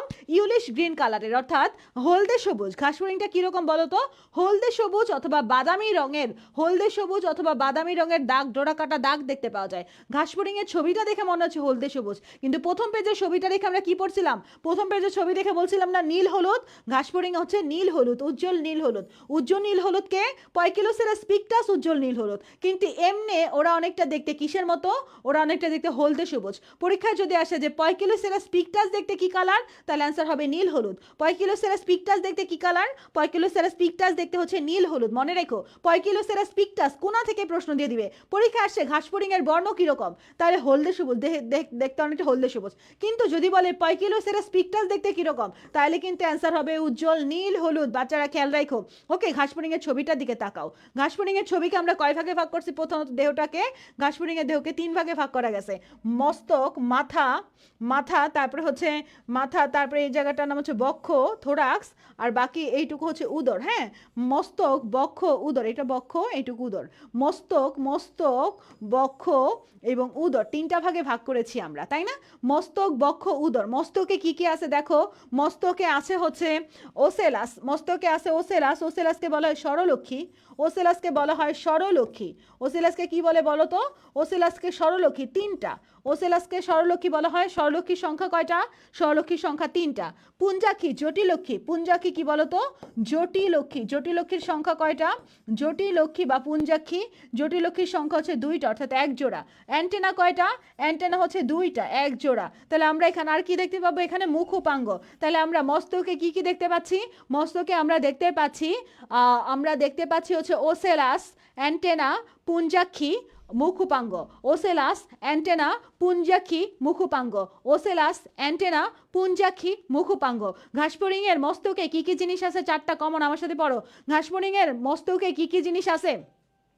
মস্তকের বহিকঙ্কালকে বলা হয় হেড ক্যাপসুল। মস্তকের বাইরে একটা আবরণ আছে, এটাকে বলা হয় হেড ক্যাপসুল। হ্যাঁ, এটা মনে রেখো, এটা আসছিল মনে পরীক্ষাতে। মস্তকের বহিকঙ্কালকে বলা হয় হেড ক্যাপসুল। এবং মস্তকে আমরা দেখতে পাচ্ছি অ্যান্টেনা, প্রথমত একজোড়া অ্যান্টেনা দেখতে পাচ্ছি, একজোড়া পুঞ্জাক্ষী দেখতে পাচ্ছি, আর তিনটা ওসেলাস দেখতে পাচ্ছি, তিনটা ওসেলাস দেখতে পাচ্ছি। 4 নম্বরে হচ্ছে মুখুপাঙ্গ দেখতে পাচ্ছি। এ কয়টা জিনিস মনে রাখতে পারো তুমি আপুর সরল মুখ কথাটা দিয়ে? দেখো আফসান আপুর মুখটা অনেক সরল না? বলো তো, তোমরা কি আমাকে দেখে সরল লাগে না জটিল লাগে? বলো বাচ্চারা। আপুর সরল মুখ দেখো, যখন পড়াশোনা করতে মনে চাইবে না তখন তোমরা হচ্ছে আমার সরল মুখের কথা চিন্তা করবে, যে আপু সহজ সরল মানুষ, আপু আয়েশা কি সুন্দর ক্লাস নিল আমাদের। আপুর সরল মুখ, আপুর সরল মুখ দিয়ে মনে রাখা যায়। আপুর আদি হচ্ছে অ্যান্টেনা, আপুর আদি হচ্ছে অ্যান্টেনা, পদি হচ্ছে পুঞ্জাক্ষী। আপুর আদি অ্যান্টেনা, পদি হচ্ছে পুঞ্জাক্ষী। সরল দিয়ে সরলাক্ষী, মুখ দিয়ে মুখুপাঙ্গ, সরল দিয়ে সরলাক্ষী, মুখ দিয়ে মুখুপাঙ্গ। তাহলে মস্তকে কি আছে? মস্তকে আপুর সরল মুখ আছে। মস্তকে কি আছে বাচ্চারা? মস্তকে আপুর সরল মুখ আছে, মস্তকে আপুর সরল মুখ আছে। ওকে, মস্তকের পরে বক্ষ, বক্ষকে কয় ভাগে ভাগ করা গেছে? বক্ষকে 3 ভাগে ভাগ করা গেছে। অগ্রবক্ষ, মধ্যবক্ষ, পশ্চাৎ বক্ষ। বক্ষকে কয় ভাগে ভাগ করা গেছে? বক্ষকে 3 ভাগে ভাগ করা গেছে। বক্ষকে 3 ভাগে ভাগ করা গেছে। অগ্রবক্ষ, মধ্যবক্ষ, পশ্চাৎ বক্ষ। অগ্রবক্ষ, মধ্যবক্ষ, পশ্চাৎ বক্ষ। ওকে, 3 ভাগে। এবং উদর, উদরে টোটাল 11টা খণ্ড, মনে রেখো জাস্ট এইটুকু আপাতত। উদরে খণ্ডের সংখ্যা কয়টা? জাস্ট এইটুকু মনে রাখো। উদরে খণ্ডের সংখ্যা কয়টা? উদরে খণ্ডের সংখ্যা হচ্ছে 11টা। উদরে খণ্ডের সংখ্যা কয়টা? উদরে খণ্ডের সংখ্যা হচ্ছে 11টা। আরেকটা কথা, বক্ষে কয় জোড়া পা আছে? বক্ষে কয় জোড়া পা আছে? 1 জোড়া। এই যে দেখো, 2 জোড়া হাঁটিয়ে পা, 1 জোড়া লাফিয়ে পা। এই যে পরে বড় লম্বা যেটা, এই ফিমার বড় লম্বা, ওইটা হচ্ছে লাফিয়ে পা। মোট কত জোড়া পা? 2 জোড়া হাঁটিয়ে পা, 1 জোড়া লাফিয়ে পা, মানে টোটাল 3 জোড়া পা আছে। বক্ষে কত জোড়া পা আছে বাচ্চারা? বক্ষে কত জোড়া পা আছে? কমেন্ট করে দ্রুত। বক্ষে কত জোড়া পা আছে? বক্ষে কত জোড়া পা আছে? 2 জোড়া হাঁটিয়ে পা, 1 জোড়া লাফিয়ে পা, টোটাল 3 জোড়া পা আছে। বক্ষে কত জোড়া পা আছে? বক্ষে 3 জোড়া পা আছে। বক্ষে 3 জোড়া পা আছে। উদরে কতটি খণ্ড? উদরে 11টা খণ্ড। বক্ষে আমরা আরেকটা জিনিস দেখতে পাবো, বক্ষে আমরা হচ্ছে ডানা দেখতে পাবো। ডানা হচ্ছে 2 জোড়া, একটা সম্মুখ ডানা আর একটা পশ্চাৎ ডানা। একটা সম্মুখ ডানা, একটা পশ্চাৎ ডানা। সম্মুখ ডানার আরেক নাম হচ্ছে অ্যালিট্রা, অ্যালিট্রা, অ্যালিট্রা বা টেগমিনা, টেগমিনা। অ্যালিট্রা বা টেগমিনা বা ডানার আবরণ বলা হয়। ডানার আবরণ, ডানার আবরণ, আবরণ। কারণ সামনে যেই ছোট ছোট করে একজোড়া ছোট্ট করে তোমার ডানা থাকে, এই ডানাগুলো উঠতে সাহায্য করে না। ছোট্ট করে 2টা ডানা থাকে, উঠতে সাহায্য করে না। উড়ে হচ্ছে এই যে পিছনের বড় যে 2টা ডানা আছে না, এই 2টা ডানা হচ্ছে ঘাসফড়িংকে উঠতে সাহায্য করে। তো এই বড় 2টা ডানা যখন ঘাসফড়িং রেস্টে থাকে, ঘুমে থাকে বা রেস্টে থাকে, তখন এই বড় 2টা ডানা এই ছোট ডানার 2টার ভেতরে ঢুকে যায় এমন করে। কারণ বড় ডানা তো নরম, বাইরে বেরোয় থাকলে ভেঙে যেতে পারে। তো ছোট ডানার ভিতরে বড় 2টা ডানা ঢুকে একদম চুপড়ে থাকে। পরে আবার যখন বের হবে তখন ডানা 2টা হচ্ছে বড় করে ছেড়ে দেয়। তাহলে বড় ডানা 2টা ছোট ডানার ভিতরে ঢুকে থাকে। ছোট ডানা 2টা হচ্ছে শক্ত। এই ছোট ডানা 2টা উঠতে সাহায্য করে না, উঠতে সাহায্য করে না, কিন্তু বড় 2টা ডানাকে কাভার দেয়। বড় 2টা ডানায় ছোট 2টা ডানার ভিতরে একদম চুপ সেজে ঢুকে থাকে, বুঝছো? তাহলে এই ছোট 2টা ডানা, সামনের যে 2টা ডানা, এই 2টা ডানাকে বলা হয় অ্যালিট্রা বা টেগমিনা বা ডানার আবরণ। মেডিকেল ভর্তি পরীক্ষা 17-18 কোশ্চেন। সামনের ডানাকে কি বলা হয়? অ্যালিট্রা বা টেগমিনা বা ডানার আবরণ। অ্যালিট্রা বা টেগমিনা বা ডানার আবরণ। কয় রকমের ডানা আছে বাচ্চারা? 2 রকমের ডানা আছে, একটা সামনের দিকের ডানা, একটা পেছনের ডানা। সামনের ডানাটা হচ্ছে শক্ত, যেটা উঠতে সাহায্য করে না। পেছনের ডানাটা হচ্ছে নরম, যেটা উঠতে সাহায্য করে। আর এই পেছনের ডানাটা সামনের ডানার ভিতরে ঢুকে থাকে, তাই সামনের ডানাকে বলা হয় অ্যালিট্রা বা টেগমিনা বা ডানার আবরণ। Wings of cover, wings of তোমার হচ্ছে উইংস কাভার বলা হয়, উইংস কাভার বলা হয়, ডানার আবরণ বলা হয়। তাহলে যা যা বললাম এইটুকু মোটামুটি ক্লিয়ার না? এইটুকু মোটামুটি ক্লিয়ার। আচ্ছা, এবার একটা জিনিস খেয়াল করো, এই যে ঘাসফড়িংয়ের দেহে না ছোট ছোট দেহের খণ্ড আছে, মানে ছোট ছোট দেহের খণ্ড আছে, খেয়াল করে দেখো, এই যে ছোট ছোট দেহের খণ্ড আছে, এই ছোট ছোট দেহের খণ্ডকে বলা হয় স্ক্লেরাইট। এই ছোট ছোট দেহের খণ্ডগুলোকে কি বলা হয়? স্ক্লেরাইট। হ্যাঁ, স্ক্লেরাইট নামক ছোট ছোট দেহের খণ্ড আছে। এই খণ্ডগুলো আবার জোড়া লাগছে এই জায়গায় তোমার একটা জেলি জাতীয় পদার্থ দিয়ে, এইটাকে সুচার বলে। হ্যাঁ, সুচার টাইপের একটা পদার্থ দিয়ে এই জায়গাতে যুক্ত আছে, সুচার টাইপের একটা পদার্থ দিয়ে এই জায়গাতে যুক্ত আছে। এটা নিয়ে আবার পড়বো। সুচারের কথাটা তোমরা কঙ্কাল চ্যাপ্টারে পাবা। মানবদেহের মস্তকের ব্রেনগুলো সুচার নামক অস্থিসন্ধি দিয়ে যুক্ত থাকে, ওইটা আলাদা জিনিস। আর এই জায়গায় সুচারের মাধ্যমে দেহের খণ্ডগুলো যুক্ত থাকে, সুচারের মাধ্যমে দেহের খণ্ডগুলো যুক্ত থাকে। ওকে, এইটুকু ক্লিয়ার না? এবং তোমরা ঘাসফড়িংয়ের পেছনের দিকে একটা কীরকম একটা এরকম একটা চোখ, এরকম একটা জায়গা দেখতে পাচ্ছ, এরকম একটা জায়গা দেখতে পাচ্ছ কিনা দেখো তো। এই জায়গাটাকে বলা হয় ওভিপোজিটর। এটা স্ত্রী ঘাসফড়িংদের থাকে, পুরুষদের এটা থাকে না। পুরুষদের ক্ষেত্রে পেছনের দিকে এরকম করে একটা চোখা অ্যানাল অ্যানাল সার্কি দেখতে পাওয়া যায়। পুরুষদের ক্ষেত্রে অ্যানাল সার্কি দেখতে পাওয়া যায়, এটা পুরুষের জননাঙ্গ। আর ওভিপোজিটর এটা হচ্ছে স্ত্রী জননাঙ্গ। তো ওভিপোজিটরটা কাদের থাকে? ওভিপোজিটরটা থাকে স্ত্রী ঘাসফড়িংয়ের ক্ষেত্রে। ওভিপোজিটর কাদের থাকে বলো তো? ছবিটা দেখো ভালো করে। ওভিপোজিটর কাদের থাকে? ওভিপোজিটর কাদের থাকে? কমেন্ট করো দ্রুত। ওভিপোজিটর কাদের থাকে? ওভিপোজিটরটা থাকে স্ত্রী ঘাসফড়িংয়ের ক্ষেত্রে। আর পুরুষদের ক্ষেত্রে অ্যানাল সার্কি থাকে। এখানে পুরুষ এটা দেখানো নাই, এই যে এরকম করে চুখা করে থাকে পিছনের দিকে। পুরুষদের ক্ষেত্রে থাকে অ্যানাল সার্কি, মহিলাদের ক্ষেত্রে থাকে ওভিপোজিটর। পুরুষদের ক্ষেত্রে থাকে অ্যানাল সার্কি, মহিলাদের ক্ষেত্রে থাকে ওভিপোজিটর। এইটুকু আমরা ক্লিয়ার? বাচ্চারা, এই ছবি দেখে আমরা মোটামুটি যা যা পড়ানোর কিন্তু তোমাদের পড়াই দিছি। চলো একটু রিভিশন করি। আমাদের ঘাসফড়িংয়ের মস্তকে কি থাকে? অ্যান্টেনা, ওসেলাস, ওসেলাসের আরেক নাম সরলক্ষী, পুঞ্জাক্ষী আর মুখোপাঙ্গ। মনে রাখাইছিলাম আপুর সরল মুখ কথাটা দিয়ে। তারপরে আমরা চলে গেছিলাম বক্ষে। বক্ষের 3টা অংশ, অগ্রবক্ষ, মধ্যবক্ষ আর পশ্চাৎবক্ষ। অগ্রবক্ষ, মধ্যবক্ষ, পশ্চাৎবক্ষ। এখানে 3 জোড়া পা আছে। 3 জোড়া পার মধ্যে 2 জোড়া পা হাঁটিয়ে পা, 1 জোড়া পা হচ্ছে লাফিয়ে পা। 2 জোড়া ডানা আছে, 1 জোড়া ডানা হচ্ছে ছোট, 1 জোড়া ডানা হচ্ছে বড়। ছোট ডানাটা সামনে, বড় ডানাটা পেছনে। ছোট ডানাটা শক্ত, বড় ডানাটা নরম। ছোট ডানাটা উঠতে সাহায্য করে না, বড় ডানাটা উঠতে সাহায্য করে। ছোট ডানাটা বড় ডানার আবরণ হিসেবে কাজ করে। এখন দেখতেছো বড় ডানাটা অনেক লম্বা, ভাবতেই পারো ছোট ডানা কিভাবে বড় ডানার আবরণ হতে পারে। কিন্তু যখন ঘাসফড়িং রেস্টিং অবস্থায় থাকে, তখন এই বড় ডানাটা গুটিয়ে ছোট ডানার ভিতরে ঢুকে থাকে। তাই ছোট ডানাকে বলা হয় বড় ডানার আবরণ বা ডানার আবরণ বা অ্যালিট্রা বা টেগমিনা, উইংস কাভার, যে কোনো কিছু বলতে পারে। ওকে, তাহলে এইটুকু আমরা ক্লিয়ার। এরপর আমরা দেখলাম উদর। উদরের খণ্ড হচ্ছে 11টা, উদরের খণ্ড 11টা। এবং শেষের দিকে আমরা একটা ওভিপোজিটর দেখতে পাইছি। ওভিপোজিটরটা স্ত্রী ঘাসফড়িংয়ের ক্ষেত্রে থাকে, পুরুষের ক্ষেত্রে থাকে না। তাহলে এইটুকু আমরা দেখলাম। এবং আমরা আরও জিনিসপত্র দেখব, সেটা হচ্ছে এই দিকগুলোতে না ঘাসফড়িংয়ের শ্বাসরন্ধ্র অবস্থিত। টোটাল শ্বাসরন্ধ্র বা স্পাইরাকলের সংখ্যা হচ্ছে 10 জোড়া। আমার সাথে সাথে বলো, শ্বাসরন্ধ্র বা স্পাইরাকলের সংখ্যা কত জোড়া? শ্বাসরন্ধ্র, এটাও মেডিকেল ভর্তি পরীক্ষার প্রশ্ন। শ্বাসরন্ধ্র বা স্পাইরাকলের সংখ্যা কত জোড়া? শ্বাসরন্ধ্র বা স্পাইরাকলের সংখ্যা 10 জোড়া। শ্বাসরন্ধ্র বা স্পাইরাকলের সংখ্যা 10 জোড়া। বক্ষ গহ্বরে থাকে 2 জোড়া, বক্ষ গহ্বরে থাকে 2 জোড়া। শ্বাসরন্ধ্র বা স্পাইরাকল বক্ষ গহ্বরে থাকে 2 জোড়া। উদর গহ্বরে থাকে 8 জোড়া। শ্বাসরন্ধ্র বা স্পাইরাকল বক্ষ গহ্বরে থাকে 2 জোড়া, উদর গহ্বরে থাকে 8 জোড়া। আমার সাথে সাথে বলো, শ্বাসরন্ধ্র বা স্পাইরাকল বক্ষ গহ্বরে থাকে 2 জোড়া, উদর গহ্বরে থাকে 8 জোড়া। যেমন করে, হ্যাঁ, শ্বাসরন্ধ্র বা স্পাইরাকল বক্ষ গহ্বরে থাকে 2 জোড়া, উদর গহ্বরে থাকে 8 জোড়া। শ্বাসরন্ধ্র বা স্পাইরাকল মোট কত জোড়া? 10 জোড়া। এর মধ্যে বক্ষ গহ্বরে কত জোড়া? বক্ষ গহ্বরে থাকে 2 জোড়া। উদর গহ্বরে কতগুলা? উদর গহ্বরে থাকে 8 জোড়া। তাহলে এই দিক থেকে যা যা পড়ার আমি মোটামুটি যতটুকু মার্ক করে দেওয়ার সবই পড়াই দিছি। হ্যাঁ, এবং আমরা দেখতে পাই উদর গহ্বরের প্রথম যে খণ্ডকটা, উদরের 11টা খণ্ডকের 1 নম্বর খণ্ডক, সেখানে টিম্প্যানাম থাকে। সেখানে কি থাকে? টিম্প্যানাম, মানে শ্রবণের জন্য যে জিনিসটা, সেটা থাকে। তাহলে প্রত্যেকটা পার্ট আমি তোমাদের বুঝাই দিছি না? এই জিনিসটা ছবি তুলে রাখো তো। এই তোমরা ক্লাসে যখন রিভিউ দাও তখন এই জিনিসটা ছবি তুলে দিবা, বুঝছো? দেখো আমি কত সুন্দর দাগেয়া সব কিছু বুঝাই দিছি। একটা ছবি তোমাদের এখানে দেওয়া আছে, সেই ছবিটা যদি ভালো করে পড়ো তাহলে কিন্তু আর কিছু তেমন পড়া লাগে না। এবার আসো আমি একটা জিনিস বলবো, এই যে ঘাস ফড়িংয়ের এই পা দুইটা তো ছোট ছোট পা, আমার ছোট পা নিয়ে কথা নেই, বড় পার মধ্যে দেখো এখানে একটা বড় করে এরকম করে একটা জিনিস দেখানো, এইটাকে বলা হয় ফিমার। হ্যাঁ, ফিমার। তারপরে এই যে সামনের দিকে আমরা হচ্ছে আরেকটা পার পার সামনের অংশটা দেখতে পাচ্ছি, এই জায়গায় সামনে হচ্ছে তোমার এইদিকে একটু টার্সাস আছে, এগুলো পরে দেখাবো না। যাই হোক, তুমি মোটামুটি এইটুকু ক্লিয়ার না? ঘাস ফড়িংয়ের এই ছবিটা ক্লিয়ার কিনা আমাকে জানাও, ঘাস ফড়িংয়ের এই ছবিটা ক্লিয়ার কিনা আমাকে একটু জানাও তো, ঘাস ফড়িংয়ের এই ছবিটা তোমরা ক্লিয়ার, তাই না? ওকে, ঠিক আছে, চলো এবার আমরা আর অন্য পড়াতে যাই। আবার এইটা আসতেছে, কি জ্বালা, মেজাজটা এত খারাপ লাগে, মানে আমার চেতাই দেয় আর কি, বুঝছো? এরা হ্যাঁ দেখতে, এটা আবার আসলো কেন? এই জিনিসটাই বাদ দিতে হবে তো, এটা বারবার আসে কেন? এটা সরাই দিতে হবে যে কোনোভাবে,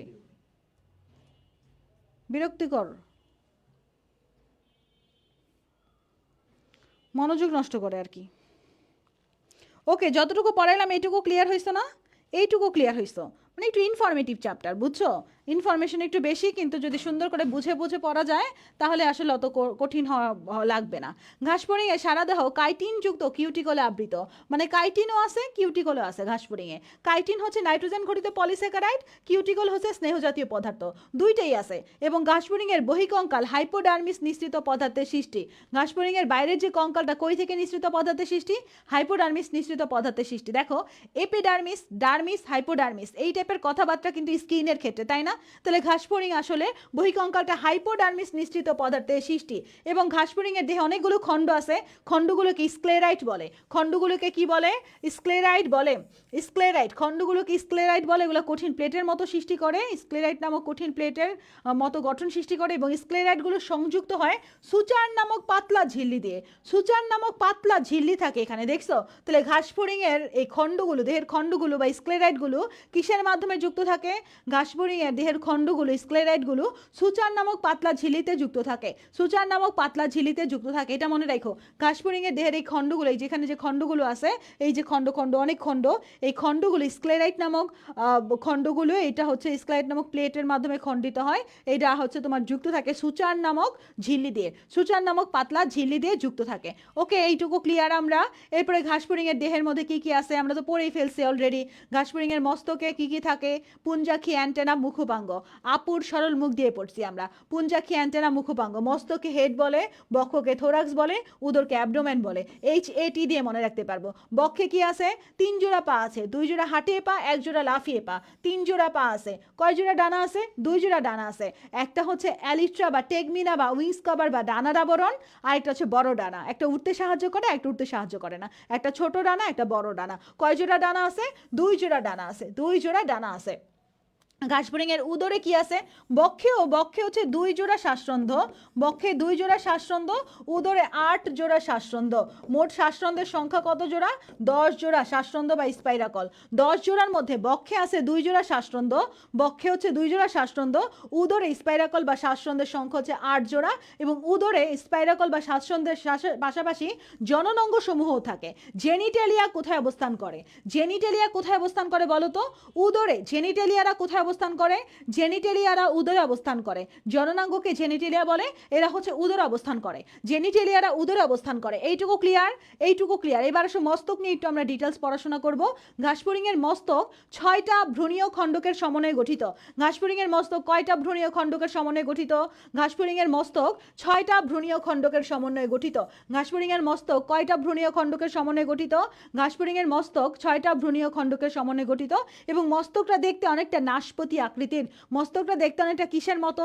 মস্তকটা দেখতে অনেকটা নাশপাতি আকৃতির। মস্তকটা দেখতে অনেকটা নাশপাতি আকৃতির এবং হাইপোগন্যাথাস ধরনের।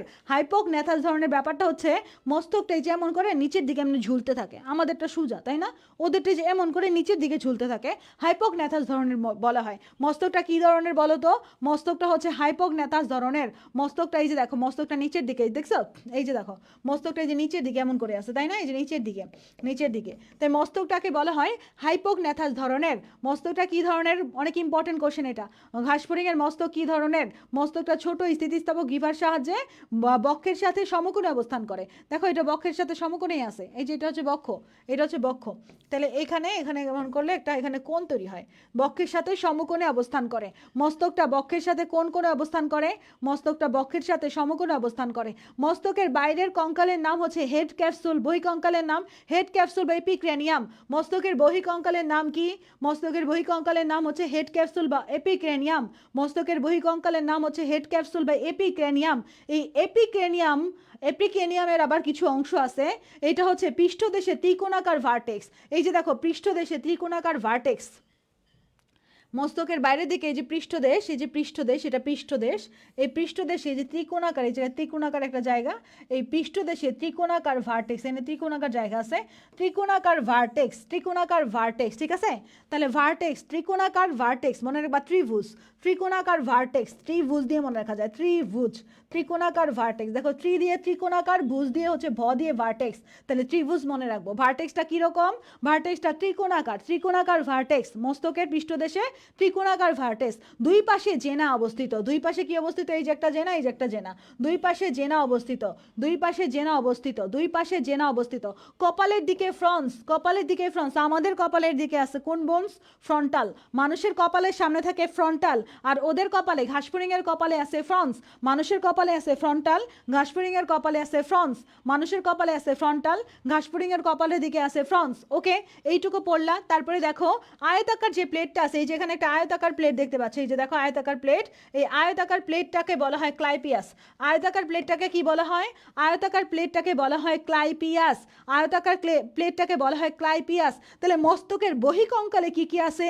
মস্তকের বহিঃকঙ্কালে কি কি আছে মনে রাখবো আমরা কাকা ভাজে ফ্রাই কথাটা দিয়ে। কাকার ক দিয়ে ক্লাইপিয়াস, কাকা ভাজে, ভ দিয়ে হচ্ছে ভার্টেক্স, জে দিয়ে জেনা, আর ফ্রাই দিয়ে ফ্রন্স। তাহলে কাকা ভাজে ফ্রাই, কাকা কি ভাজে? কাকা ভাজে ফ্রাই। কাকার ক দিয়ে হচ্ছে ক্লাইপিয়াস, ভাজের ভ দিয়ে হচ্ছে ভার্টেক্স, ভাজের জে দিয়ে হচ্ছে জেনা, ফ্রাই দিয়ে হচ্ছে ফ্রন্স। তাহলে চারটা জিনিস আছে, কাকা ভাজে ফ্রাই। মেডিকেল ভর্তি পরীক্ষা 15-16-17 আসছিল, নিচের কোনটি ঘাসফড়িংয়ের বহিঃকঙ্কালের অংশ নয়?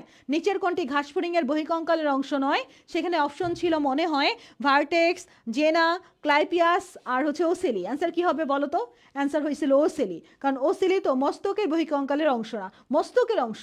ওসেলি মস্তকের অংশ, কিন্তু বহিঃকঙ্কালের তো অংশ না। ধরো এটা আমার মস্তক, এটা আমার মস্তক টোটাল, এরা অংশ চোখ, নাক, মাথার, এগুলো এগুলো হচ্ছে মস্তক, হ্যাঁ মাথার এগুলো আছে মস্তক। কিন্তু মস্তকের বাইরে যদি একটা আবরণ থাকতো, এরকম করে একটা আবরণ থাকতো, বহিঃকঙ্কাল থাকতো মস্তকের বাইরে আরেকটা, সেটার মধ্যে যদি থাকতো অন্য কিছু, সেটা তো মস্তকের মেন অংশ না, বহিঃকঙ্কালের অংশ। তাহলে মস্তকের বহিঃকঙ্কালের অংশগুলো কি কি?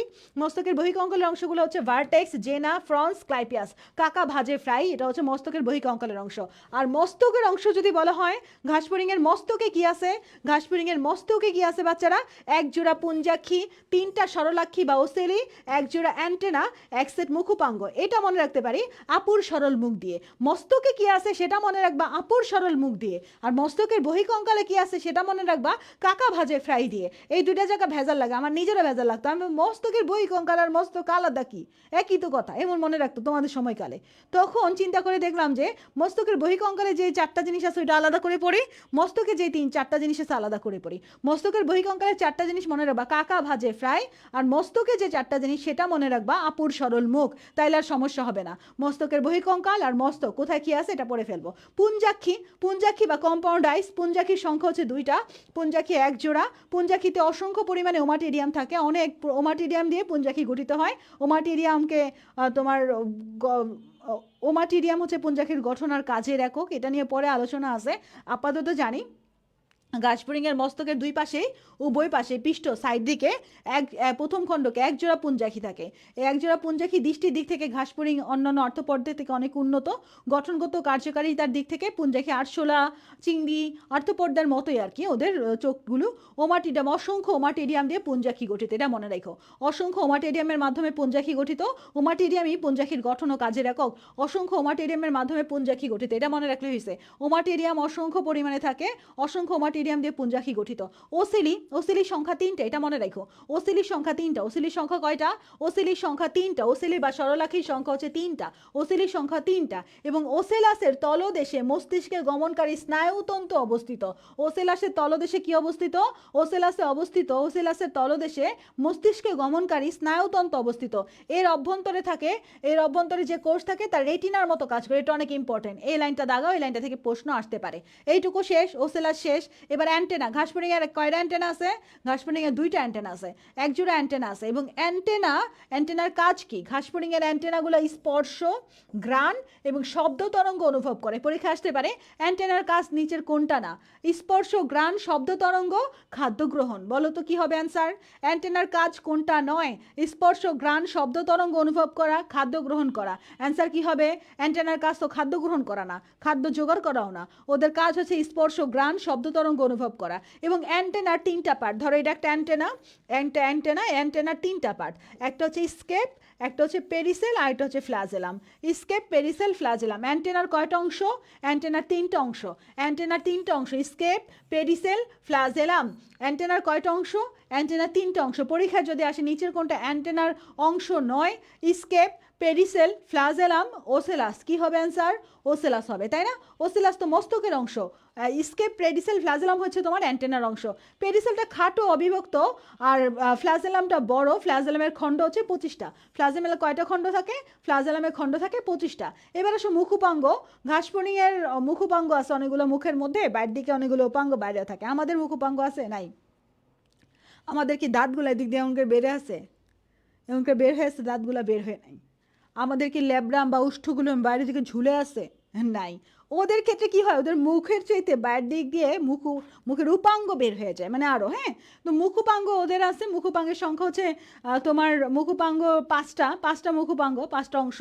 Labrum, mandible, maxilla, labium, hypopharynx. এই মুখোপাঙ্গগুলো হচ্ছে কচি পাতা, কাণ্ড, এগুলো চাবাইতে সাহায্য করে। তাদেরকে চর্বণ উপযোগী ম্যান্ডিবুলেট বলা হয়। চিউইং বা ম্যান্ডিবুলেট মুখোপাঙ্গটা কীরকম? চিউইং বা ম্যান্ডিবুলেট মুখোপাঙ্গ 5টা অংশের সমন্বয়ে মুখোপাঙ্গ গঠিত।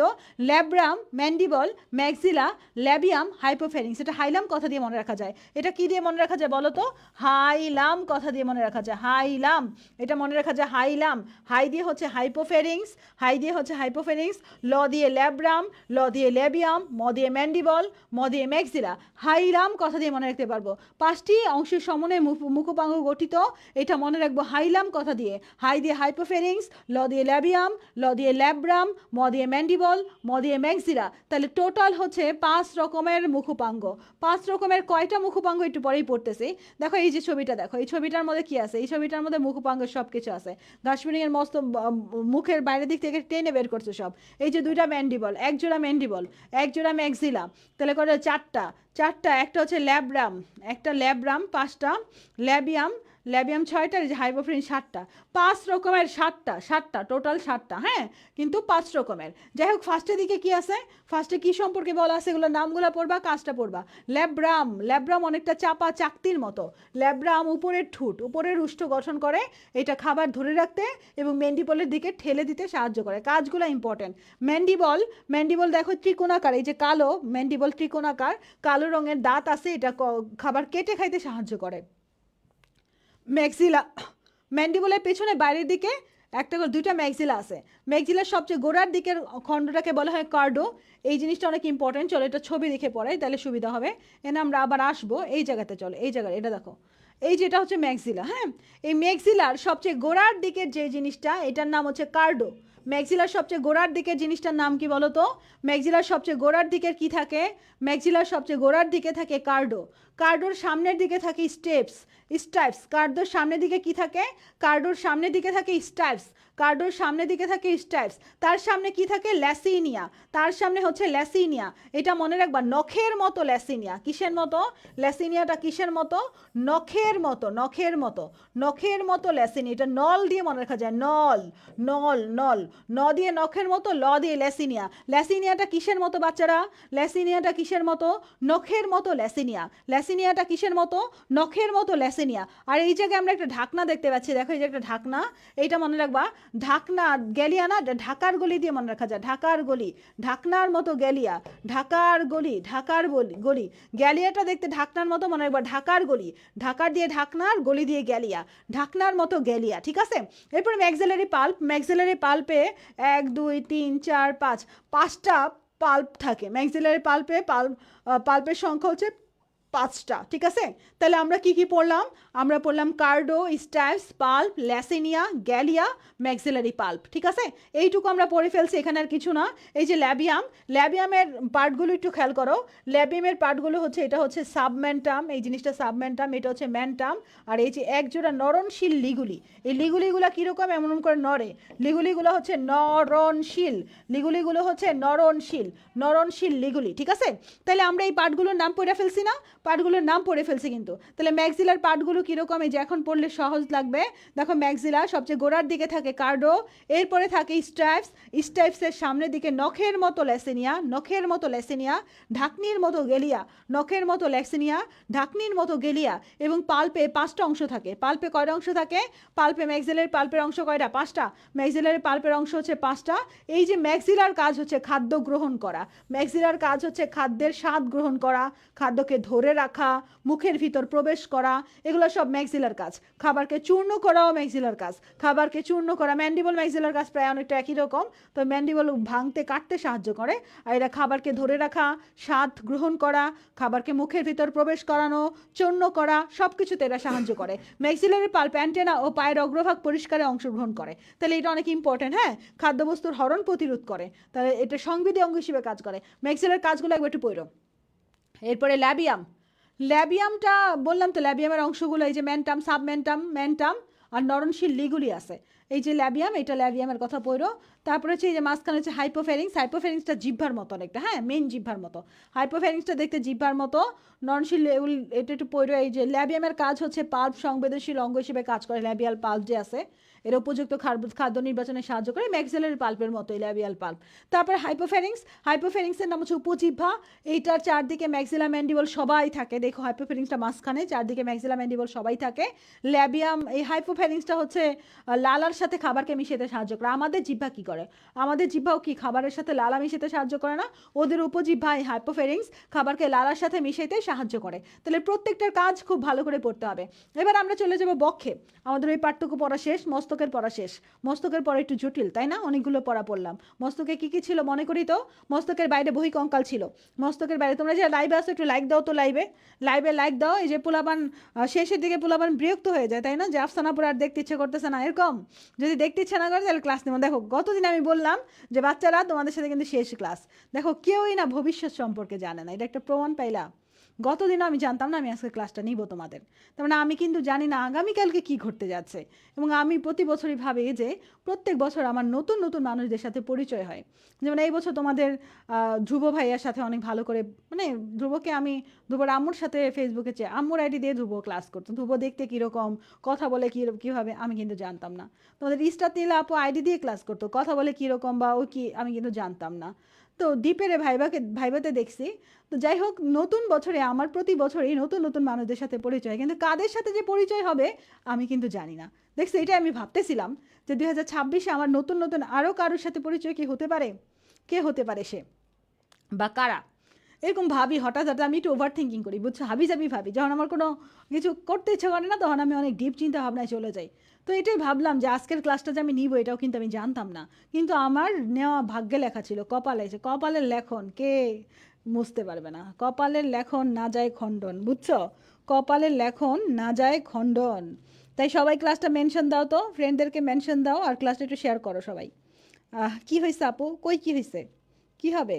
ও লাইক দিতে বলছো, লাইক যে যেখানে ক্লাসের ওই জায়গাতে লাইক দিবা, তাহলে তোমার ফ্রেন্ডের কাছে ক্লাসটা চলে যাবে, ওই জায়গাতে লাইক দিবা। আচ্ছা, ওকে, তোমরা সবাই ক্লাসে আসো, এটাই অনেক, শীতের মধ্যে ক্লাস করতেছো। সামনে জানাতুল আদন বলছে সামনে বছর আমাদের সাথে আপু ইনশাল্লাহ। এই যে তোমরা একদম সবাই ক্লাস করতেছো, শেয়ার করতেছো, এই নোটগুলো থেকে যাবে। চান্স পর তোমাদের নামের মধ্যে টাচ করবো, টাচ করে দেখবো যে তোমাদের কত নোট আপলোড দেয়, সেগুলো আবার স্ক্রিনশট নিয়ে পোস্ট করবো যে দেখো ও আমার ক্লাস কত দিন ধরে করতেছে। তোমাদের নিয়ে প্রাউড ফিল করবো। দেখলাম তোমাদের নীলাপুকে নিয়ে পোস্ট দিলাম, তোমাদের নীলাপু এই যেরকম করে বসে বসে সারা দিন রাত ক্লাস করতো, খালি আফসানাপুর ক্লাস সব শেষ করে ফেলছে। এখন কিন্তু সে স্যার সলিমুল্লাহ মেডিকেল কলেজে চান্স পেয়ে গেছে, প্রি মেডিকেল থেকে একদম একটা ক্লাসও মিস দিত না। আচ্ছা, আমি কি থাকবো স্বর্ণা? ইনশাল্লাহ, কনফিউশনের কোনো জায়গায় নেই, কনফিডেন্ট রাখবা। যেমন আমি অনেক অনেক কঠিন সময়গুলোতে আমি ভাবি যে আমি ইনশাল্লাহ পারবো, ইনশাল্লাহ টিকে থাকবো, এটাই অনেক বড় বিষয়, এই জিনিসটা রাখা লাগবে ভিতরে। আপনার ক্লাসগুলো অনেক ভালো লাগে ডাক্তার, থ্যাংক ইউ। ক্লাসগুলো ভালো লাগে, সব ক্লাস করতে হবে। ইউটিউবে মানে ফুল প্লে লিস্ট হয়ে গেল আমার, এই যে এই ক্লাসটা দেওয়ার পরে ইউটিউবে বোটানি, জুওলজি সবের ফুল ক্লাস হয়ে যাবে, একদম ফুল প্লে লিস্ট। আমার বায়োলজি যদি তোমরা কেউ ফ্রিতেই করতে চাও, টোটাল সব ক্লাস, যদিও কিছু ক্লাস 1-2 বছর আগের আছে, কিছু ক্লাস রিসেন্টে, কিন্তু তোমরা যদি ক্লাসগুলো করতে চাও, দেখবা যে ক্লাসগুলো আসলে করলে তোমার বেসিক সব কিছু কেমনে ক্লিয়ার হয়ে যায়, অল্প কয়েকটা ক্লাসের ভিতরে তোমার ক্লাস সব কমপ্লিট হয়ে যায়। আবার আপনার ক্লাসগুলো অনেক সুন্দর লাগে। Anika Afrin, thank you. আচ্ছা, তো আমি ক্লাস করাই, হ্যাঁ আমি ক্লাস শুরু করি। ওকে, তারপর যেটা বলতেছিলাম, মস্তক কয় রকমের মস্তক? মস্তক হচ্ছে 3 রকমের, একটা হচ্ছে অগ্রবক্ষ, মধ্যবক্ষ, পশ্চাৎবক্ষ। বক্ষ 3 রকমের, অগ্রবক্ষ, মধ্যবক্ষ, পশ্চাৎবক্ষ। বক্ষের উপরের দিকের অংশ, যদি আমরা বক্ষর কথা বলি, বক্ষের এই জায়গাতে একটু এঁকে বুঝাই, ধরো এটা বক্ষ, হ্যাঁ এটা হচ্ছে বক্ষ, এটা হচ্ছে বক্ষ। বক্ষের উপরের দিকে পৃষ্ঠের দিকের অংশকে, যে পৃষ্ঠের দিকের এই যে অংশটা নয়, যে পৃষ্ঠের দিকের, এই পৃষ্ঠের দিকের অংশটাকে বলা হয় টার্গাম। বক্ষের পৃষ্ঠের দিকের অংশটাকে কি বলা হয়? বক্ষের পৃষ্ঠের দিকের অংশটাকে বলা হয় টার্গাম। এবং নিচের দিকের অংশটাকে কি বলা হয়? বক্ষের নিচের দিকের অংশটাকে, অঙ্কীয় দেশের অংশটাকে বলা হয় স্টার্নাম। বক্ষের অঙ্কীয় দেশের অংশটাকে বলা হয় স্টার্নাম। এবং বক্ষের পাশের অংশটাকে, যে পাশের অংশ, পাশের অংশটাকে বলা হয় প্লিউরন। তাহলে বক্ষের উপরের দিকে পৃষ্ঠদেশে কি আছে বাচ্চারা? বক্ষের পৃষ্ঠদেশে কি আছে? বক্ষের পৃষ্ঠদেশের অংশটা হচ্ছে টার্গাম। বক্ষের পৃষ্ঠদেশের অংশটা হচ্ছে টার্গাম। বক্ষের পৃষ্ঠদেশের অংশটা হচ্ছে টার্গাম। বক্ষের অঙ্কীয় দেশের অংশটা হচ্ছে স্টার্নাম। বক্ষের পার্শ্বদেশের অংশটা হচ্ছে প্লিউরন। বক্ষের পার্শ্বের দেশের অংশটা হচ্ছে প্লিউরন। এবং আমরা দেখতে পাই অগ্রবক্ষের যে টার্গাম অংশটা, এই যে টার্গাম অংশটা অগ্রবক্ষের এই টার্গাম অংশটা বেশ বড়, চড় এবং পিছনেও পাশে প্রসারিত। এই টার্গাম অংশটা, অগ্রবক্ষের টার্গাম অংশটা যেরকম করানো, হ্যাঁ অগ্রবক্ষের টার্গাম অংশটা সামনে পিছনে প্রসারিত। অগ্রবক্ষের টার্গাম অংশটা সামনে পেছনে, এটা বেশ বড় এবং সামনে পেছনে প্রসারিত। এটার নাম হচ্ছে পোনোটাম। পরীক্ষা যদি আসে পোনোটাম কি, 1 মার্কের জন্য আসতে পারে। পোনোটাম কি বলবা? যে অগ্রবক্ষের যে টার্গাম অংশটা রয়েছে, সেই অংশটা অনেকটা বড়, বেশ বড়, মানে বেশ বড়, এই যেরকম করানো, বেশ বড়। অগ্রবক্ষের টার্গাম অংশটা বেশ বড়, সামনে ও পেছনের দিকে প্রসারিত, সামনে ও পেছনের দিকে অনেকটা প্রসারিত। অগ্রবক্ষের টার্গাম অংশটা সামনে ও পেছনের দিকে প্রসারিত, বেশ বড়। এটাই হচ্ছে প্রোনোটাম, এটাই হচ্ছে প্রোনোটাম। খুব ইম্পর্টেন্ট। প্রোনোটাম কি আসছে আমার ইন্টারমিডিয়েটের প্রথম টার্ম বা কিছুতে, এটা আসছিল সেকেন্ড ইয়ারের। প্রোনোটাম কি মানে কত তোমরা পারো না অনেক সময়, ক খেয়াল রেখো প্রোনোটাম কি। তাহলে অগ্রবক্ষের, ঘাসফড়িংয়ের অগ্রবক্ষের টার্গাম অংশটা বেশ বড় এবং সামনে আর পেছনের দিকে প্রসারিত, এটাকেই বলা হয় প্রোনোটাম। বক্ষ অঞ্চলে কি আছে? বক্ষে 2 জোড়া ডানা, 3 জোড়া পা, 2 জোড়া শ্বাসরন্ধ্র। বক্ষে কি আছে? 2 জোড়া শ্বাসরন্ধ্র, 2 জোড়া ডানা, 3 জোড়া পা। বক্ষে কি কি আছে বাচ্চারা? 2 জোড়া শ্বাসরন্ধ্র, 2 জোড়া ডানা, 3 জোড়া পা। বক্ষে কি আছে দ্রুত বলো, বক্ষে কি কি আছে? 2 জোড়া শ্বাসরন্ধ্র, 3 জোড়া ডানা, 2 জোড়া পা, সরি 3 জোড়া পা, 2 জোড়া ডানা। এটা কিন্তু সত্য মিথ্যা কোশ্চেন বানাই দিতে পারে, তাই ভালো করে পড়ো। শ্বাসরন্ধ্র কয় জোড়া? 2 জোড়া। বক্ষে শ্বাসরন্ধ্র কয় জোড়া? লিখে রাখো এমন করে, তাহলে ভালো হবে। 2 জোড়া শ্বাসরন্ধ্র। কয় জোড়া ডানা? 2 জোড়া ডানা। পা কয় জোড়া? পা হচ্ছে 3 জোড়া। বক্ষে কি কি আছে? বক্ষে শ্বাসরন্ধ্র 2 জোড়া, ডানা 2 জোড়া, পা 3 জোড়া। বক্ষে শ্বাসরন্ধ্র 2 জোড়া, বক্ষে শ্বাসরন্ধ্র 2 জোড়া, বক্ষে শ্বাসরন্ধ্র 2 জোড়া, ডানা 2 জোড়া, পা 3 জোড়া। বক্ষে শ্বাসরন্ধ্র 2 জোড়া, শ্বাসরন্ধ্র 2 জোড়া, টোটাল 10 জোড়ার মধ্যে 2 জোড়া শ্বাসরন্ধ্র হচ্ছে বক্ষে, ডানা হচ্ছে 2 জোড়া, ডানা 2 জোড়া, পা হচ্ছে 3 জোড়া। তাহলে বক্ষে শ্বাসরন্ধ্র 2 জোড়া, ডানা 2 জোড়া, পা 3 জোড়া। বাস এইটুকু খুব ভালো করে পড়বো। শ্বাসরন্ধ্র বা স্পাইরাকল মোট কত জোড়া? শ্বাসরন্ধ্র বা স্পাইরাকল মোট হচ্ছে 10 জোড়া। শ্বাসরন্ধ্র বা স্পাইরাকল কত জোড়া? শ্বাসরন্ধ্র বা স্পাইরাকল হচ্ছে মোট 10 জোড়া। 10 জোড়ার মধ্যে বক্ষে কত জোড়া? বক্ষে মাত্র 2 জোড়া, বক্ষে মাত্র 2 জোড়া। দেখো শ্বাসরন্ধ্র প্রথম জোড়া প্রোনোটামের নিচে, অগ্র ও মধ্যবক্ষের মাঝামাঝি। আমি যদি ধরি এটা হচ্ছে অগ্রবক্ষ, এটা হচ্ছে অগ্রবক্ষ, এটা মধ্যবক্ষ, এটা পশ্চাৎবক্ষ। প্রথম জোড়া কোথায়? প্রথম জোড়া প্রোনোটামের নিচে, অগ্র ও মধ্যবক্ষের মাঝে। এটা হচ্ছে অগ্রবক্ষ, এটা হচ্ছে মধ্যবক্ষ। এই জায়গাটাতে এই যে অগ্র মধ্যবক্ষের মাঝে 15টামের নিচে এই যে জায়গাটায় আর এই জায়গাটায় 15টামের নিচে অগ্র ও মধ্যবক্ষের মাঝে 15টামের নিচে অগ্র ও মধ্যবক্ষের মাঝে এই যে জায়গাটা, হ্যাঁ, 15টামের নিচে অগ্র ও মধ্যবক্ষের মাঝে 15টামের নিচে অগ্র ও মধ্যবক্ষের মাঝে। তাহলে প্রথম জোড়া কোন জায়গাটায়? 15টামের নিচে অগ্র ও মধ্যবক্ষের অগ্র ও মধ্য অগ্র ও মধ্য বক্ষের মাঝে। দ্বিতীয় জোড়া কোথায়? পশ্চাৎ ও মধ্যবক্ষের পশ্চাৎ, এটা মধ্যবক্ষের পশ্চাৎবক্ষ, এই জায়গাতে হচ্ছে দ্বিতীয় জোড়া। তাহলে আমাদের বক্ষে মোট কত জোড়া শ্বাসরন্ধ্র? এগুলো যদি বুঝে পড়া যায় না বাচ্চারা, তাহলে এগুলো পড়া কোনো ব্যাপার না। কিন্তু তোমরা তো বুঝে পড়ো না, তোমরা ঠাড়া মুখস্থ করতে যাও, ঠাড়া মুখস্থ করতে যায় মুখস্থ আর হয় না, কি লাইন মনে থাকে না, বায়োলজি কঠিন লাগে। যে এমন করে যদি খুঁটে খুঁটে পড়া যায় তাহলে এটা কোনো কঠিনের বিষয় না। মোট শ্বাসরন্ধ্র কয় জোড়া? মোট শ্বাসরন্ধ্র হচ্ছে 10 জোড়া। 10 জোড়ার মধ্যে বক্ষে কয় জোড়া? বক্ষে হচ্ছে 2 জোড়া। প্রথম জোড়া কোথায়? প্রোনোটামের নিচে, এটা প্রোনোটামে, যেটা হচ্ছে প্রোনোটাম, প্রোনোটামের নিচে, প্রোনোটামের নিচে অগ্র আর মধ্যবক্ষের মাঝে, এটা হচ্ছে মধ্যবক্ষ, এটা হচ্ছে অগ্রবক্ষ, অগ্র আর মধ্যবক্ষের মাঝে প্রথম জোড়া, আর দ্বিতীয় জোড়া মধ্যবক্ষ আর পশ্চাৎবক্ষের মাঝে। ব্যাস, সোজা কথা। তাহলে শ্বাসরন্ধ্র বা স্পাইরাকল কোথায় দেখতে পাইছি আমরা? বক্ষে। আর কি আছে? বক্ষে ডানা আছে। কয় রকমের ডানা আছে? 2 রকমের ডানা আছে। মধ্যর পশ্চাৎবক্ষে, এই যে এই দিকটাতে, মধ্যর পশ্চাৎবক্ষে মানে এই দিকটাতে, মধ্যবক্ষর পশ্চাৎবক্ষে এই দিকটাতে এইভাবে এইভাবে ডানা আছে। মধ্য আর পশ্চাৎবক্ষে 2 জোড়া ডানা আছে। এক জোড়া ডানা, দেখো এই যে কি বলছে, ডানা টার্গাম আর প্লিউরনের মধ্যবর্তী স্থানে, মানে টার্গাম উপরের দিকে, প্লিউরন মাঝামাঝিতে 2 জোড়া ডানা আছে, কিউটিকল নির্মিত। ডানাগুলা কি নির্মিত? কিউটিকল নির্মিত ডানা রয়েছে। ডানাগুলা কি দিয়ে নির্মিত? পরীক্ষা আসতে পারে। কিউটিকল দিয়ে নির্মিত, এই থলের মতো। এই ডানাগুলোর মধ্যে আমরা দেখতে পাই যে 2 রকমের ডানা। একটা সামনের দিকের ডানাটা বেশ শক্ত, ছোট, সরু, কখনো উঠতে সাহায্য করে না, এটার নাম হচ্ছে এলিট্রা। এই দেখো সামনের দিকে ডানাটা বেশ শক্ত, ছোট, সরু এবং কখনো উঠতে সাহায্য করে না। এটা মেডিকেল ভর্তি পরীক্ষায় 15-16 কোশ্চেন, যে সামনের দিকে যে ডানা তার নাম কি? এলিট্রা। টেগমিনা, টেগমিনা ছিল অপশনে, টেগমিনা। এই জন্য এই ডানাগুলোকে বলা হয়, এই ডানাগুলো পিছনের ডানাগুলোকে ঢেকে রাখে। এই ডানাগুলো কি করে? পিছনের ডানাগুলোকে ঢেকে রাখে। এই ডানাগুলোর নাম হচ্ছে এলিট্রা। এই ডানাগুলোর নাম হচ্ছে এলিট্রা বা ডানার আবরণ, উইংস কাভার। এই ডানাগুলোর নাম হচ্ছে এলিট্রা বা ডানার আবরণ বা উইংস কাভার। একে টেগমিনাও বলা হয়, টেগমিনা, ঠিক আছে, টেগমিনাও বলা হয়। এবং পিছনের ডানাগুলা যখন উড়ার পরে বিশ্রামের সময়, যে দেখো পেছনের ডানাগুলা বিশ্রামের সময় আগে অগ্র ডানার নিচে গুটায় যায়। পেছনের ডানাগুলা বিশ্রামের সময় অগ্র ডানার নিচে গুটিয়ে যায়। পেছনের ডানাগুলা বিশ্রামের সময় অগ্র ডানার নিচে গুটিয়ে যায়। ওকে, ঠিক আছে। তাহলে আমরা দেখলাম যে ডানাগুলো দেখলাম, তাই না? তাহলে এখান থেকে আর কিছু না, 2 রকমের ডানা দেখছি, একটা শক্ত ডানা, একটা নরম ডানা। শক্ত ডানাটা হচ্ছে সরু, এটা উঠতে সাহায্য করে না। শক্ত ডানার নাম উইংস কাভার, এলিট্রা বা টেগমিনা। শক্ত ডানার নিচে লম্বা ডানাগুলা রেস্টের সময় গুটিয়ে ঢুকে থাকে ভিতরে, এর জন্য এটাকে বলা হয় উইংস কাভার। এরপরে পা, আমরা বলছি মোট কত জোড়া পা আছে? পা কত জোড়া আছে বাচ্চারা? পা মোট 3 জোড়া। পা 3 জোড়া। 2 জোড়া হচ্ছে হাঁটিয়ে পা, 2 জোড়া হাঁটিয়ে পা, 1 জোড়া লাফিয়ে পা। 2 জোড়া হাঁটিয়ে পা, 1 জোড়া লাফিয়ে পা। মোট কত জোড়া পা আছে? মোট 3 জোড়া পা আছে। 2 জোড়া লাফিয়ে পা, 1 জোড়া হাঁটিয়ে পা। তাহলে টোটাল এবার পায়ের গঠনটা আমরা একটু দেখি। লাফিয়ে পা, যে 1 ঘন্টা পরে মনে হলো আজকে কি হয়েছে, এটা এমন হয় কেন?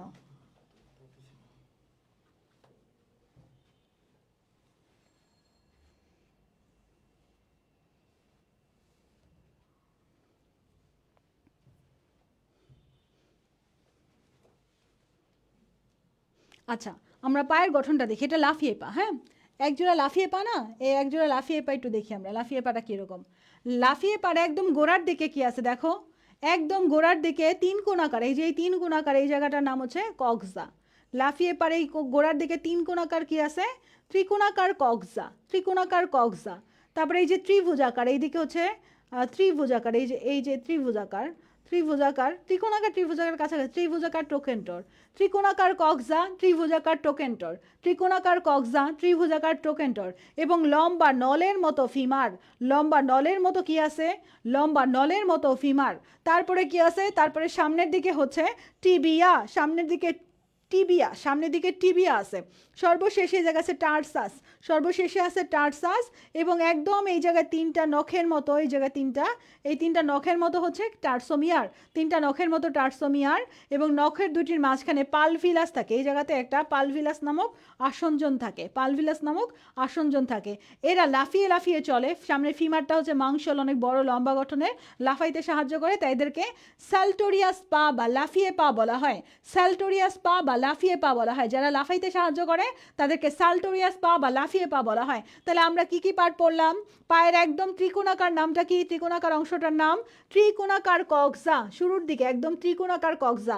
আর আমরা তোমার ইয়াতে ম্যাক্সিলাতে কি পড়ছিলাম? গোড়ার দিকে কার্ডো, দেখো ক দিয়েই শুরু, আমাদের বর্ণমালা ব্যঞ্জন বর্ণ ক দিয়ে শুরু না, তাহলে ওদের ক্ষেত্রেও কার্ডো শুরুর অংশ ম্যাক্সিলাতে ছিল, আর এখন কক্সা পায়ে, ত্রিকোণাকার কক্সা, ত্রিভুজাকার টোকেন্টর, আমার সাথে সাথে বলো, ত্রিকোণাকার কক্সা, ত্রিভুজাকার টোকেন্টর, নলাকার ফিমার, নলাকার ফিমার, তারপরে সামনের দিকে আছে টিবিয়া, তারপরে রয়েছে টার্সাস, টার্সাসের সামনের দিকে রয়েছে তিনটা টার্সোমিয়ার, এবং এই টার্সোমিয়ারের মাঝামাঝিতে থাকে হচ্ছে পালভিলাস, নখ দুইটার মাঝে থাকে পালভিলাস নামক আসঞ্জন প্যাট, নখ দুইটার মাঝে কি থাকে? নখ দুইটার মাঝে থাকে পালভিলাস নামক আসঞ্জন প্যাট, নখ দুইটার মাঝে থাকে পালভিলাস নামক আসঞ্জন প্যাট, এবং এই যে ঘাসফড়িংয়ের এই পাগুলো লাফাইতে সাহায্য করে বলে এদের লাফিয়ে পা বলা হয়।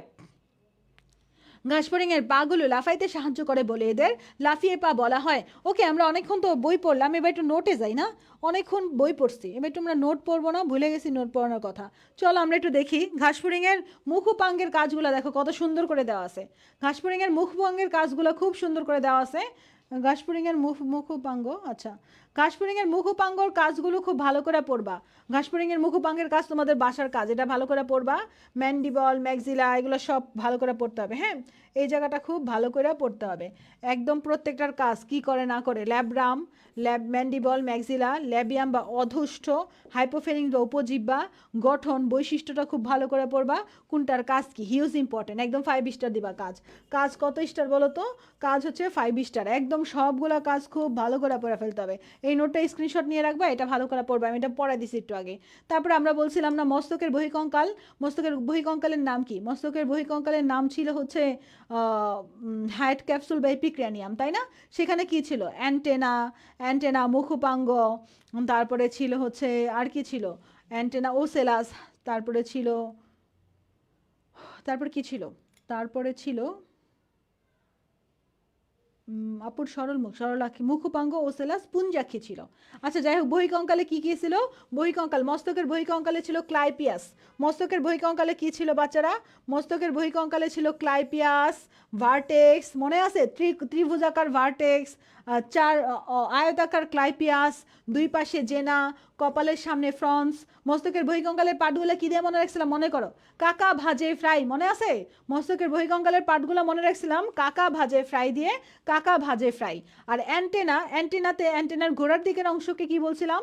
গোড়ার দিকের একদম স্কেপ, মাঝখানে হচ্ছে পেরিসেল, তারপরে ফ্লাজেলাম। ফ্লাজেলামের খণ্ড ছিল কয়টা? ফ্লাজেলামের খণ্ড ছিল 25টা। এরপরে মুখোপাঙ্গ, মুখোপাঙ্গের মধ্যে আমরা পড়ছিলাম হাইলাম দিয়ে, হাই দিয়ে হচ্ছে হাইপোফ্যারিংস, হাইপোফ্যারিংস, তারপর লা দিয়ে হচ্ছে ল্যাবিয়াম, ম দিয়ে ম্যান্ডিলা, সরি ম্যাক্সিলা আর ম্যান্ডিবল, তাই না?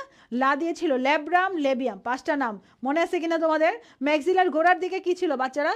ম্যাক্সিলার গোড়ার দিকে কি ছিল? ম্যাক্সিলার গোড়ার দিকে, যেটা সরাবো কেমনে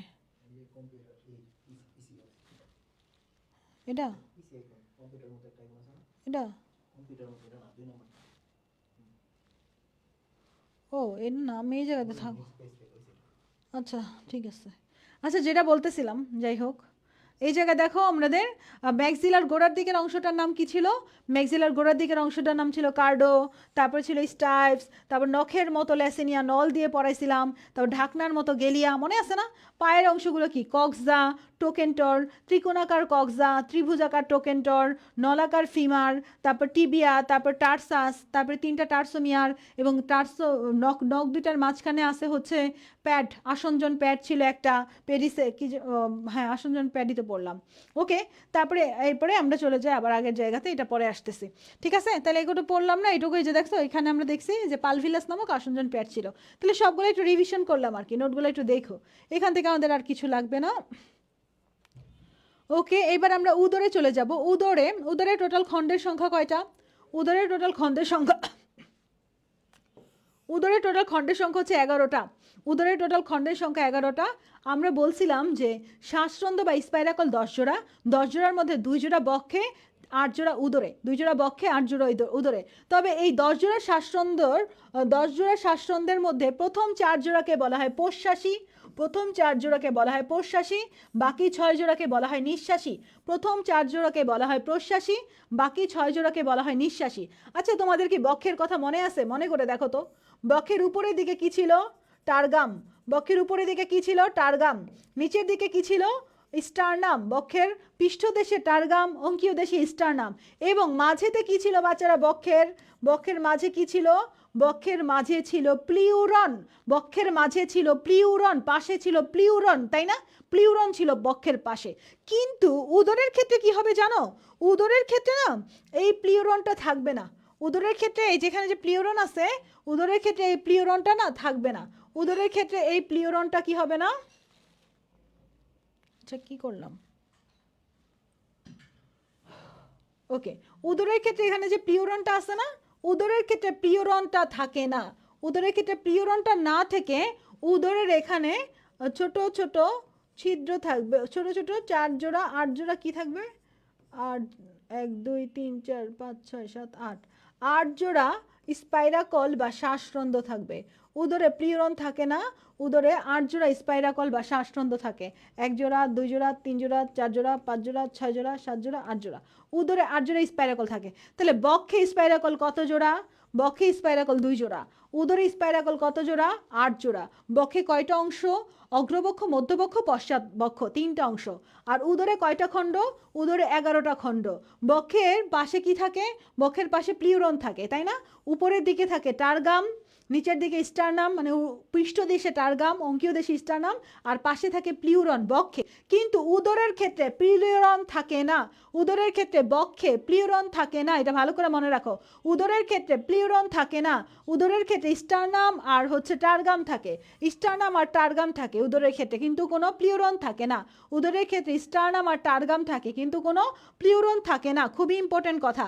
এবং উদরের 1 নম্বর খণ্ডকে, উদরের যেহেতু 11টা খণ্ড, উদরের প্রথম খণ্ডকে থাকে টিম্পেনিক পর্দা বা টিম্পেনাম। উদরের 1 নম্বর খণ্ডকে কি থাকে? টিম্পেনিক পর্দা বা টিম্পেনাম। হ্যাঁ, কি সমস্যা করতেছে? এটা তো নাই, এটা কি ওয়াইফাই দিয়ে চলতেছে? তাহলে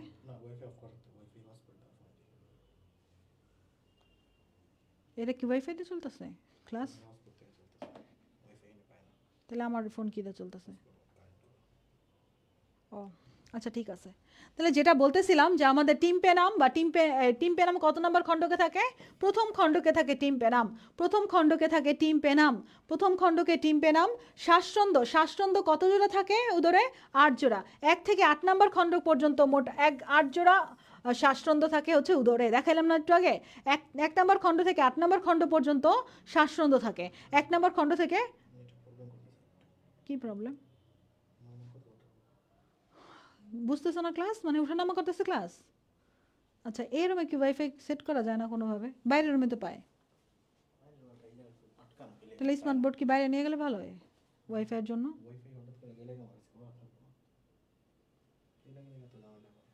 কিন্তু বাইরে তো নেটও ভালো পায়। মোবাইল চালালাম ওয়াইফাই দিয়ে বাইরে, তখন তো সুবিধা হইলো।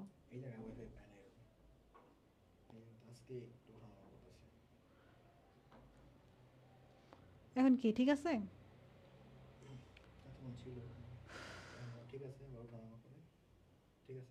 আচ্ছা, তাহলে শ্বাসরন্ধ্র প্রথম থেকে 8 নম্বর খণ্ড পর্যন্ত শ্বাসরন্ধ্র মোট 8 জোড়া, 8 জোড়া থাকে হচ্ছে উদরে। এরপরে দেখো পায়ু আর বহির্জনন অঙ্গ। আমরা তো জানি 11টা খণ্ড।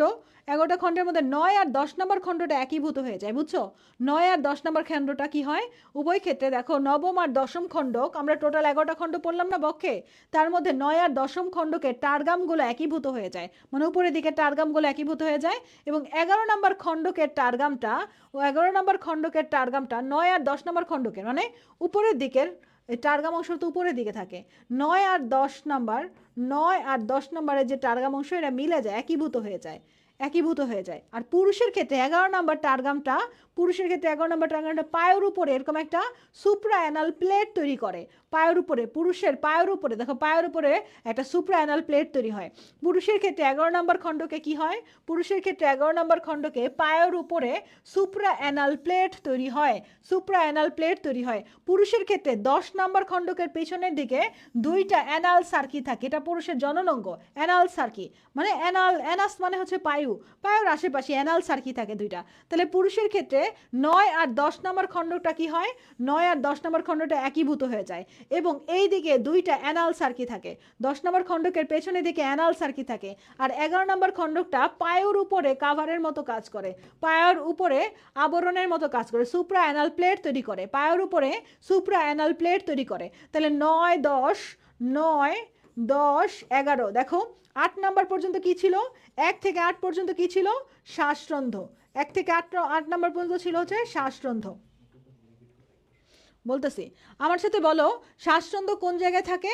শ্বাসরন্ধ্র 10 জোড়া, 2 জোড়া থাকে হচ্ছে বক্ষে, 8 জোড়া থাকে উদরে। উদরে খণ্ড কয়টা? উদরের খণ্ড হচ্ছে টোটাল 11টা। 11টা খণ্ডকের মধ্যে 1 নম্বর খণ্ড থেকে 8 নম্বর খণ্ড পর্যন্ত 8 জোড়া শ্বাসরন্ধ্র থাকে। 1 নম্বর খণ্ড থেকে 8 নম্বর খণ্ড পর্যন্ত কি থাকে? 1 নম্বর খণ্ড থেকে 8 নম্বর খণ্ড পর্যন্ত শ্বাসরন্ধ্র থাকে। যেমন ধরো এটা একটা ঘাসফড়িং, ঘাসফড়িংয়ের উদর, উদরের মধ্যে 1 নম্বর খণ্ড, 2 নম্বর খণ্ড, 3 নম্বর খণ্ড, 4 নম্বর খণ্ড, 5 নম্বর, 6 নম্বর, 7 নম্বর, 8 নম্বর, 9 নম্বর, 10 নম্বর, 11 নম্বর, এমন করে খণ্ড। খণ্ডের মধ্যে 1 নম্বর থেকে 8 নম্বর খণ্ড পর্যন্ত কি থাকে? 1 নম্বর থেকে 8 নম্বর খণ্ড পর্যন্ত শ্বাসরন্ধ্র থাকে। 1 নম্বর থেকে 8 নম্বর খণ্ড পর্যন্ত শ্বাসরন্ধ্র থাকে। 9 নম্বর আর 10 নম্বর খণ্ডের, 9 নম্বর আর 10 নম্বর খণ্ডের এই উপরের দিকে যে টার্গাম অংশটা আছে, টার্গাম অংশটা একীভূত হয়ে যায় এবং 10 নম্বর খণ্ডকে 2 জোড়া অ্যানাল সার্কি থাকে। 10 নম্বর খণ্ডকে 2 জোড়া অ্যানাল সার্কি থাকে। আর 11 নম্বর খণ্ডকটা সামনের দিকে প্রসারিত হয়ে পায়ের উপরে সুপ্রা অ্যানাল প্লেট তৈরি করে। 11 নম্বর খণ্ডকে সুপ্রা অ্যানাল প্লেট তৈরি হয়, টার্গাম অংশটা পায়ের উপরে সুপ্রা অ্যানাল প্লেট তৈরি করে। 11 নম্বর খণ্ডক, তাহলে খণ্ডকের সংখ্যা 11টা। প্রথম 1 থেকে 8 নম্বর খণ্ড পর্যন্ত শ্বাসরন্ধ্র, 9 আর 10 মিলিত হয়ে যায় পুরুষের ক্ষেত্রে, 9 আর 10 মিলিত হয়ে 10 নম্বর খণ্ডক, 9 আর 10 এর টার্গাম অংশটা মিলিত হয়ে উপরের দিকে পুরুষের ক্ষেত্রে দুইটা অ্যানাল সার্কি তৈরি হয়। কয়টা অ্যানাল সার্কি? 2টা অ্যানাল সার্কি। কয়টা অ্যানাল সার্কি? পুরুষের 2টা অ্যানাল সার্কি তৈরি হয়, 2টা অ্যানাল সার্কি তৈরি হয়। আর 11 নম্বর খণ্ডকটা কি করে? আবরণ, সুপ্রা অ্যানাল প্লেট তৈরি করে পায়ের উপরে, অ্যানাল মানে পায়ু, 11 নম্বর খণ্ডকটা সুপ্রা অ্যানাল প্লেট তৈরি করে। আর মহিলাদের ক্ষেত্রে 9 নম্বরে থাকে ওভিপোজিটর, মহিলাদের ক্ষেত্রে 9 নম্বরে থাকে ওভিপোজিটর, মনে রেখো এটা। মহিলাদের ক্ষেত্রে এই যে দেখো, মহিলাদের ক্ষেত্রে ঘাসফড়িংয়ের মহিলাদের ক্ষেত্রে 9ম খণ্ডকে থাকে ওভিপোজিটর, মহিলাদের ক্ষেত্রে 9ম খণ্ডকে থাকে ওভিপোজিটর। আরেকটা ব্যাপার, 9ম খণ্ডকের স্টারনাম প্রলম্বিত হয়ে সাবজেনিটাল প্লেট গঠন করে। 9 নম্বর খণ্ডকের স্টারনাম, আচ্ছা এই জিনিসটা আমি তোমাদের একটু এঁকে বোঝাই, তাহলে মনে হয় তোমরা বুঝবা, এমনি করে বুঝতেছো না। মানে অনেকে আসো এই জায়গাটা নিয়ে অনেক ঝামেলা তোমাদের, আমি এই জায়গাটা তোমাদের ক্লিয়ার করতে চাই। হ্যাঁ চলো আমরা একটু এই জায়গাটা ক্লিয়ার করি। আমরা এই খণ্ডকগুলা নিয়ে তোমাদের বহুত ভেজাল হয়, আমি ক্লিয়ার করে দিব। দেখো একদম ঠান্ডা মাথায়, এটা যদি জাস্ট আমি বক্ষ ধরি, বেশি মোটা হয়ে গেল না? আচ্ছা চিকন করে দিতেছি, ধরো এটা বক্ষ, ওকে। এটা হচ্ছে যদি আমরা উদর ধরি, উদর, উদর, বক্ষে তো আমরা জানি 3টা খণ্ড, 3টা খণ্ড বক্ষে, জায়গা 3টা খণ্ড। 3টা খণ্ডের মধ্যে আমরা জানি যে বক্ষের এই জায়গাটাতে প্রথম প্রথম আর দ্বিতীয়, এটা প্রথম এটা দ্বিতীয়, মানে মধ্য অগ্রর মধ্যে এখানে একজোড়া স্পাইরাকল বা শ্বাসরন্ধ্র, এখানে একজোড়া স্পাইরাকল বা শ্বাসরন্ধ্র। এটা হচ্ছে বক্ষের টার্গাম, এটা হচ্ছে বক্ষের টার্গাম, এটা বক্ষের টার্গাম। আমার সাথে সাথে এটা এঁকে রাখো তাহলে সুবিধা হবে। এটা হচ্ছে স্টারনাম, স্টারনাম, ঠিক আছে, স্টারনাম। আর এই মাঝখানে থাকে, বক্ষের মাঝখানে থাকে প্লিউরন, বক্ষের মাঝখানে কি থাকে? পাশে থাকে প্লিউরন, প্লিউরন, ওকে ওকে। এবার উদর, উদর, উদরের এই উপরের দিকে থাকে টার্গাম, উপরের দিকে টার্গাম, নিচের দিকে স্টারনাম, ঠিক আছে, স্টারনাম, ওকে। এবার উদরের আমরা দেখতেছি এখানে 1 2 3 4 5 6 7 8, 8টা, 1টা 2টা 3টা 4টা 5টা 6টা 7টা 8টা, 8টা, এই 8টা খণ্ডক।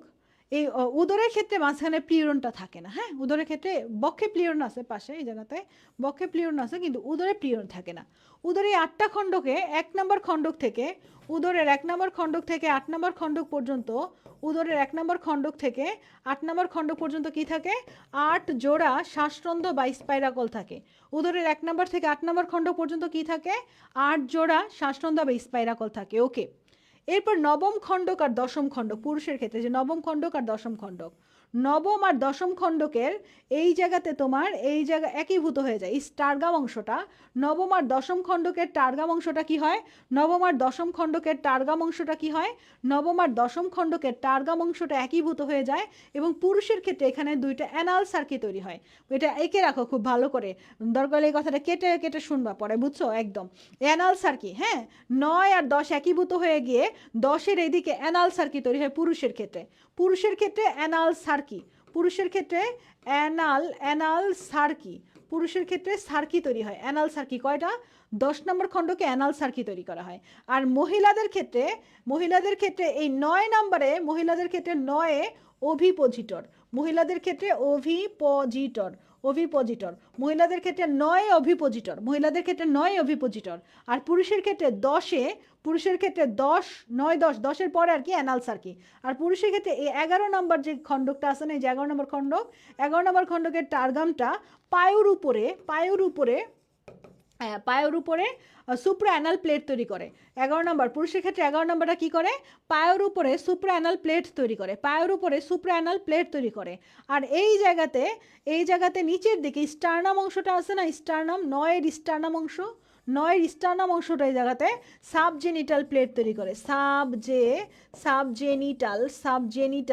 Subgenital plate. এই যে কোথায় কি তৈরি হয় এটা তোমরা পারো না, সাবজেনিটাল প্লেট তৈরি হচ্ছে। চলো আমরা যাইতে কি দেখলাম, এই যে জায়গাতে সাবজেনিটাল প্লেটটা হচ্ছে নবম খণ্ডকের স্টারনামটা, নবম খণ্ডকের স্টারনামটা প্রলম্বিত হয়ে সাবজেনিটাল প্লেট তৈরি করে। তাহলে চলো আমরা একটু আবার রিভিশন করি।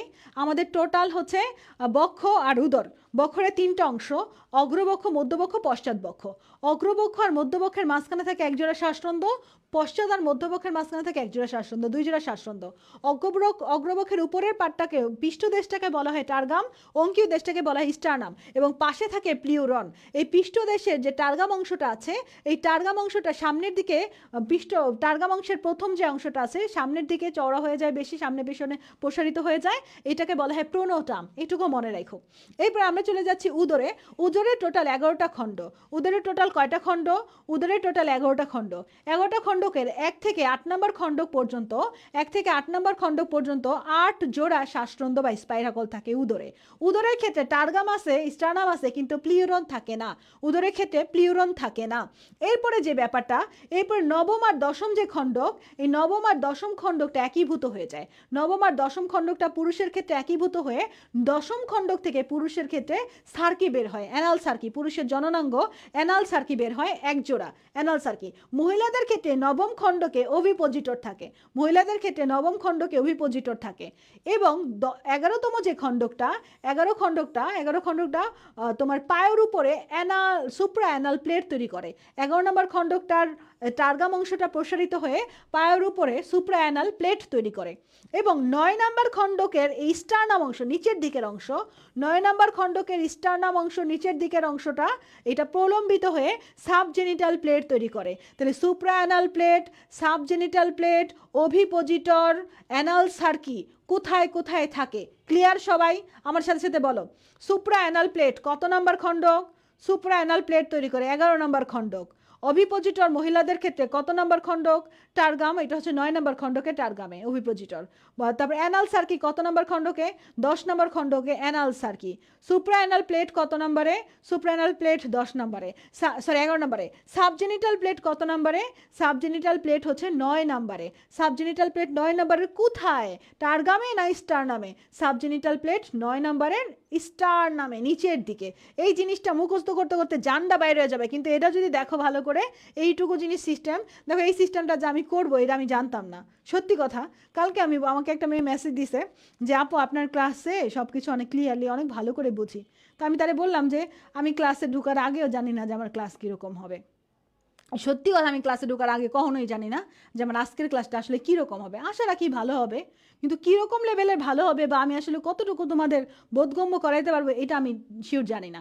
হঠাৎ করে মাথা থেকে কী চলে আসবে আমি জানি না ক্লাস চলাকালীন সময়। এই যে এই জিনিসটা যে আমি আজকে বানাবো বা এরকম করে আইকা পড়াবো, এইটুকু আমার মাথায় ছিল না। হঠাৎ করে আমার মনে হলো যে এটা তোমাদের পড়াই দিলে মনে হয় ভালো হয়। তো এই জিনিসটা আসলে আমি ক্লাসের পরে গেলে আমি বিশ্বাস করতে পারবো আমি ক্লাসে গিয়ে পড়াইছি। মানে এটা একটা দারুণ জিনিস, ক্লাসে আমি নিজেকে চিনি না, মানে ক্লাসের আগে পরে আর ক্লাসের মাঝে টোটাল আলাদা আমি, ব্যাপারটা অনেক অন্যরকম। আচ্ছা, ভালো লাগে আসলে, এটা ভালো জিনিস। তাহলে এটা বুঝছো কিনা আমাকে একটু জানাতো, এই জিনিসটা কি তোমাদের বোধগম্য হইলো কিনা, এই জিনিসটা তোমরা বুঝছো কিনা, তাহলে আমাকে একটু জানাইতে হবে এই জিনিসটা সবাই ক্লিয়ার কিনা। যদি ক্লিয়ার হয়ে যাও, আপু আটকে ধরছে, কি আটকে ধরছে এখন দেখো তো এটা ক্লিয়ার হয়েছো কিনা, সবাই এইটুকু ক্লিয়ার হয়েছো কিনা, যে কজন স্টুডেন্ট আছো প্রত্যেকের একটা করে কমেন্ট চাই আমি, এইটুকু ক্লিয়ার আছো কিনা। কোন সময় এটা, অনেক আগে এই পার্টগুলো বুঝছে সবাই? আচ্ছা, আমি মনে রাখতাম সাব আনা সুপ্রা নয়, আচ্ছা ইস্টাত নীলা কঠিন করে মনে রাখছিলা। আচ্ছা, তোমাদের সময় এটা বলি নাই, হঠাৎ করে এখন চলে আসছে মাথায়। তাহলে টোটাল আমি একদম লাস্ট রিভিশন দিব কোথায় কি অবস্থান করে।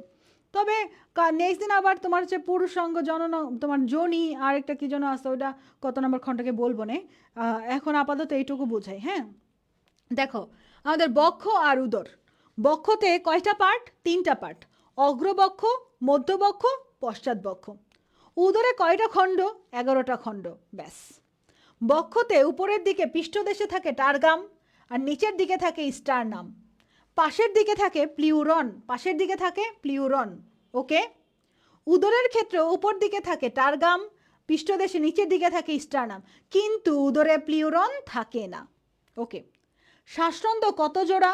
শ্বাসরন্ধ্র বা স্টারনাম কত জোড়া? শ্বাসরন্ধ্র বা স্টারনাম হচ্ছে 10 জোড়া।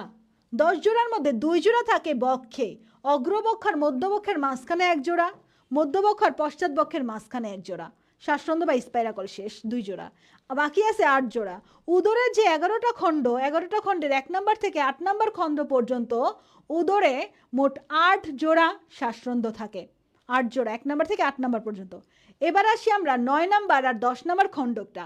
9 নম্বর আর 10 নম্বর খণ্ডকটা একীভূত হয়ে যায় পুরুষের ক্ষেত্রে, একীভূত হয়ে টার্গাম অংশটা একীভূত হয়ে যায়। টার্গাম অংশটা একীভূত হয়ে উপরের দিকে তোমার অ্যানাল সার্কি তৈরি করে, 2টা অ্যানাল সার্কি, টার্গাম অংশটা অ্যানাল সার্কি তৈরি করে পুরুষের ক্ষেত্রে। মহিলাদের ক্ষেত্রে 9 নম্বর খণ্ডকে থাকে অভিপোজিটর, মহিলাদের ক্ষেত্রে 9 নম্বর খণ্ডকে কি থাকে? অভিপোজিটর থাকে। ওকে, 11 নম্বর যে খণ্ডকটা আছে, 11 নম্বর খণ্ডটা পায়ের উপরে একটা প্লেটের মতো তৈরি করে। দেখো ওদের একটা মান সম্মান আছে, ওদেরও যে পায়ু, ওদের যে পায়খানার রাস্তা বলা হয় পায়ু, সেইটার উপরে ওদের একটা প্লেটের একটা আবরণ তৈরি হয়, সুপ্রা অ্যানাল প্লেট তৈরি হয়। 11 নম্বর খণ্ডকে ওদের একটা পায়ুর আবরণ তৈরি হয়। ওকে, এবার 9 নম্বর খণ্ডকের স্টারনাম যে অংশটা আছে সেটা প্রলম্বিত হয়ে সাব জেনিটাল প্লেট তৈরি করে। 9 নম্বর খণ্ডকের স্টারনাম অংশটা প্রলম্বিত হয়ে কি তৈরি করে?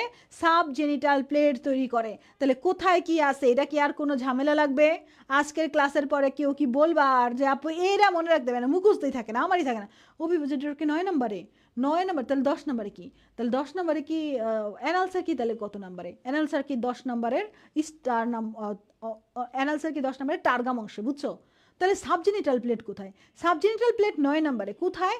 স্টারনামে নিচের দিকে সাবজেনিটাল প্লেট। তাহলে সুপ্রাঅ্যানাল প্লেটটা কোথায়? সুপ্রাঅ্যানাল প্লেটটা হচ্ছে 11 নম্বরে। দেখছো? তাহলে এগুলা নিয়ে কি আর ক্লিয়ার ঝামেলা লাগবে? ঝামেলা লাগবে না। শ্বাসরন্ধ্র কত জোড়া? 10 জোড়া। 10 জোড়ার মধ্যে আমাদের বক্ষে কত জোড়া? বক্ষে 2 জোড়া। আর উদরে কত জোড়া? 8 জোড়া। উদরে 8 জোড়া, বক্ষে 2 জোড়া।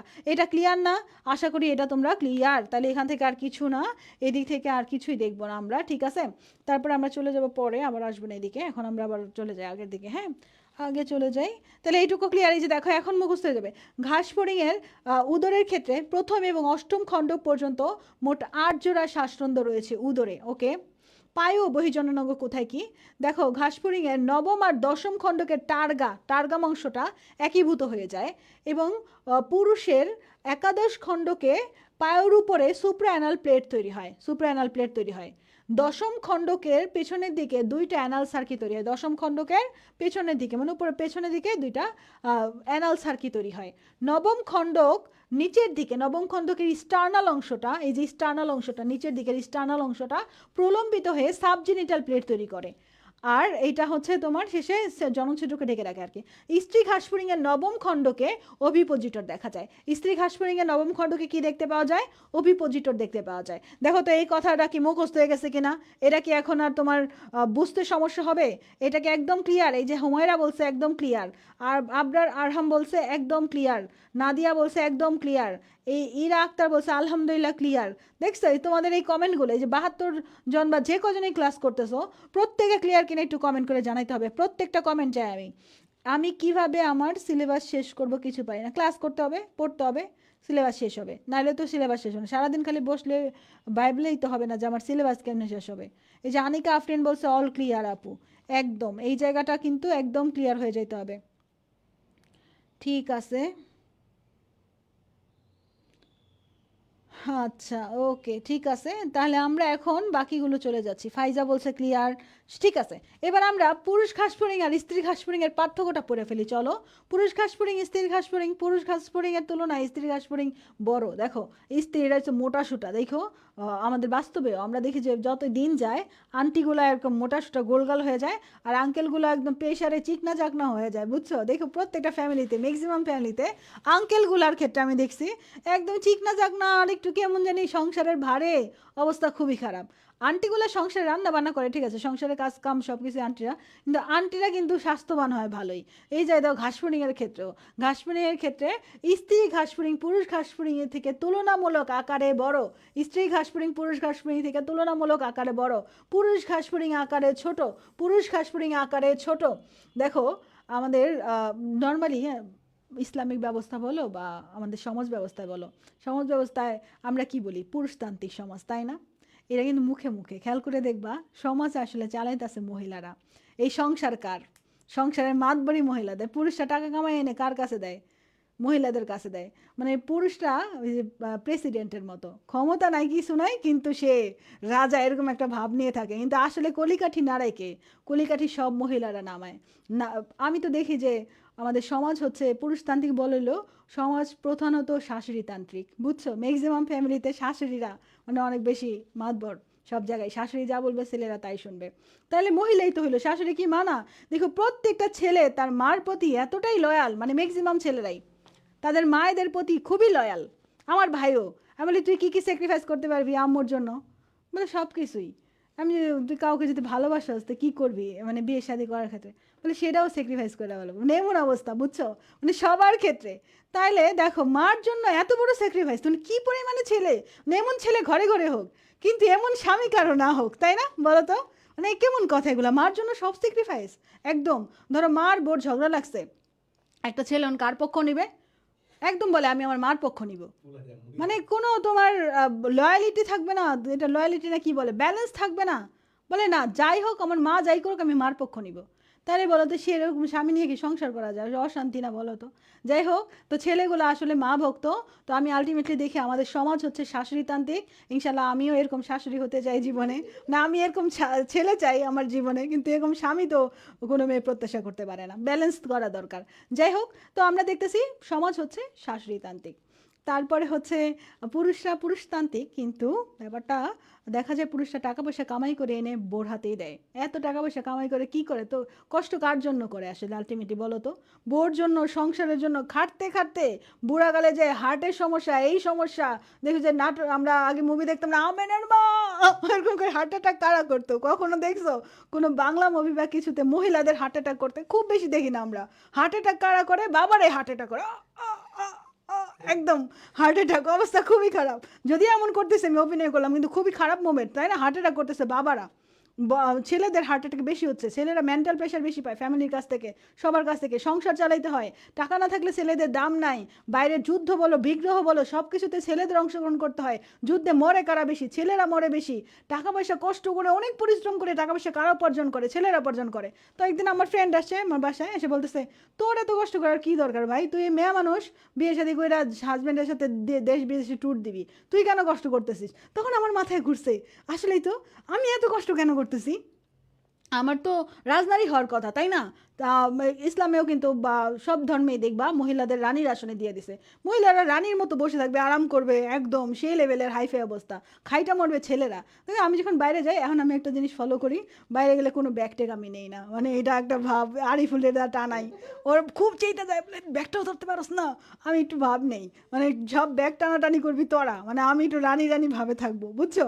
তাহলে দেখো মেয়েরা হচ্ছে রাস্তায় বের হইলে বলছে যে বডিগার্ড নিয়ে যাইতে, মানে তোমার বাবা বা হাজব্যান্ড বা স্বামী, তোমার ভাই বা কেউ বডিগার্ড হিসেবে সাথে করে নিয়ে যেতে হবে, মানে প্রোটেকশনের জন্য। তাহলে মেয়েদের কত সম্মান। তো আমি আলটিমেটলি চিন্তা করে দেখলাম যে আল্লাহ তালা পুরুষদেরকে এত অধিকার দেওয়ার পরেও পুরুষটা ট্যাকেল দিয়ে কুলাইতে পারতেছে না মহিলাদের সাথে, মানে অনেক যুদ্ধ করতে হয়, এখন তো নারীবাদীরা তো আরও অবস্থা খারাপ। সেখানে আল্লাহ যদি বলেই দিত যে না মহিলা পুরুষের কেউ মানে আমরা নর্মালি দেখি যে পুরুষের অধীনে মহিলাদের রাখা হয়েছে, মানে আমাদের ইসলাম ধর্মে লেখা যে পুরুষরা মহিলাদের দায়িত্ব গ্রহণ করবে, ভরণ পোষণ সব কিছু। তো এই কারণে পুরুষটার সম্মানটা একটু বেশি পাবে, এটা আমাদের রুলসের দেওয়া আছে আর কি, ইসলামিক রুলস এইভাবে। কিন্তু এইটা বলার পরেও পুরুষটা কিন্তু টোটাল সম্মানটা পাইতেছে না। যদি এই কথাটা উল্লেখ না থাকতো তাইলে যে কি হইতো এটাই ভাবতেছি। ওই দিন দেখলাম এক আপু বিয়ে করছে, বিয়ে করে হাজব্যান্ডরা এমনি করে ধরে ছবি তুলছে, তো একটা সেলফি তুলছে, তখন আমি বুঝতেছি যে এই মহিলা তো এই ছেলেটা তো টাইনা নিয়ে আসতেছে আর কি সামনে, বা লিডিং দিতেছে মহিলা, তার একটা ফ্যামিলি লিডিং দেয় মহিলারা, খেয়াল করে দেখো, মানে ভিতরের হিডেন সাইকেলটা খেয়াল করো। আমরা বাইরে থেকে খেপা যাই যে আমাদেরকে ইসলাম মনে হয় সমান অধিকার দেয় না আর হ্যান ত্যান হাবি যাবি, কিন্তু আসলে সত্যিকার অর্থে সমাজ নারীতান্ত্রিক ভিতরে ভিতরে। বউ যদি খোঁচা ভিতরে কলিকাঠি নেড়ে দেয় তাহলে কিন্তু অনেক ছেলেরা আবার ঘুরে যায়, অনেক কিছু দেখো, অনেক ক্ষেত্রে বউরাও কিন্তু কলিকাঠি নাড়ে, অনেক ক্ষেত্রে শাশুড়িরাও কলিকাঠি নাড়ে, টোটাল সংসারটা টোটাল পৃথিবীটা এইভাবে চলতেছে। যাই হোক অনেক কিছু বলে ফেললাম, ভিতরের কথাবার্তা অনেক মেয়েরা খেপে যাবা, কিন্তু এটা কিন্তু ভেবে শান্তি পায়, মনে মনে শান্তি পায়, এর জন্য বললাম যে কষ্ট পাওয়ার কিছু নেই, বুঝছো?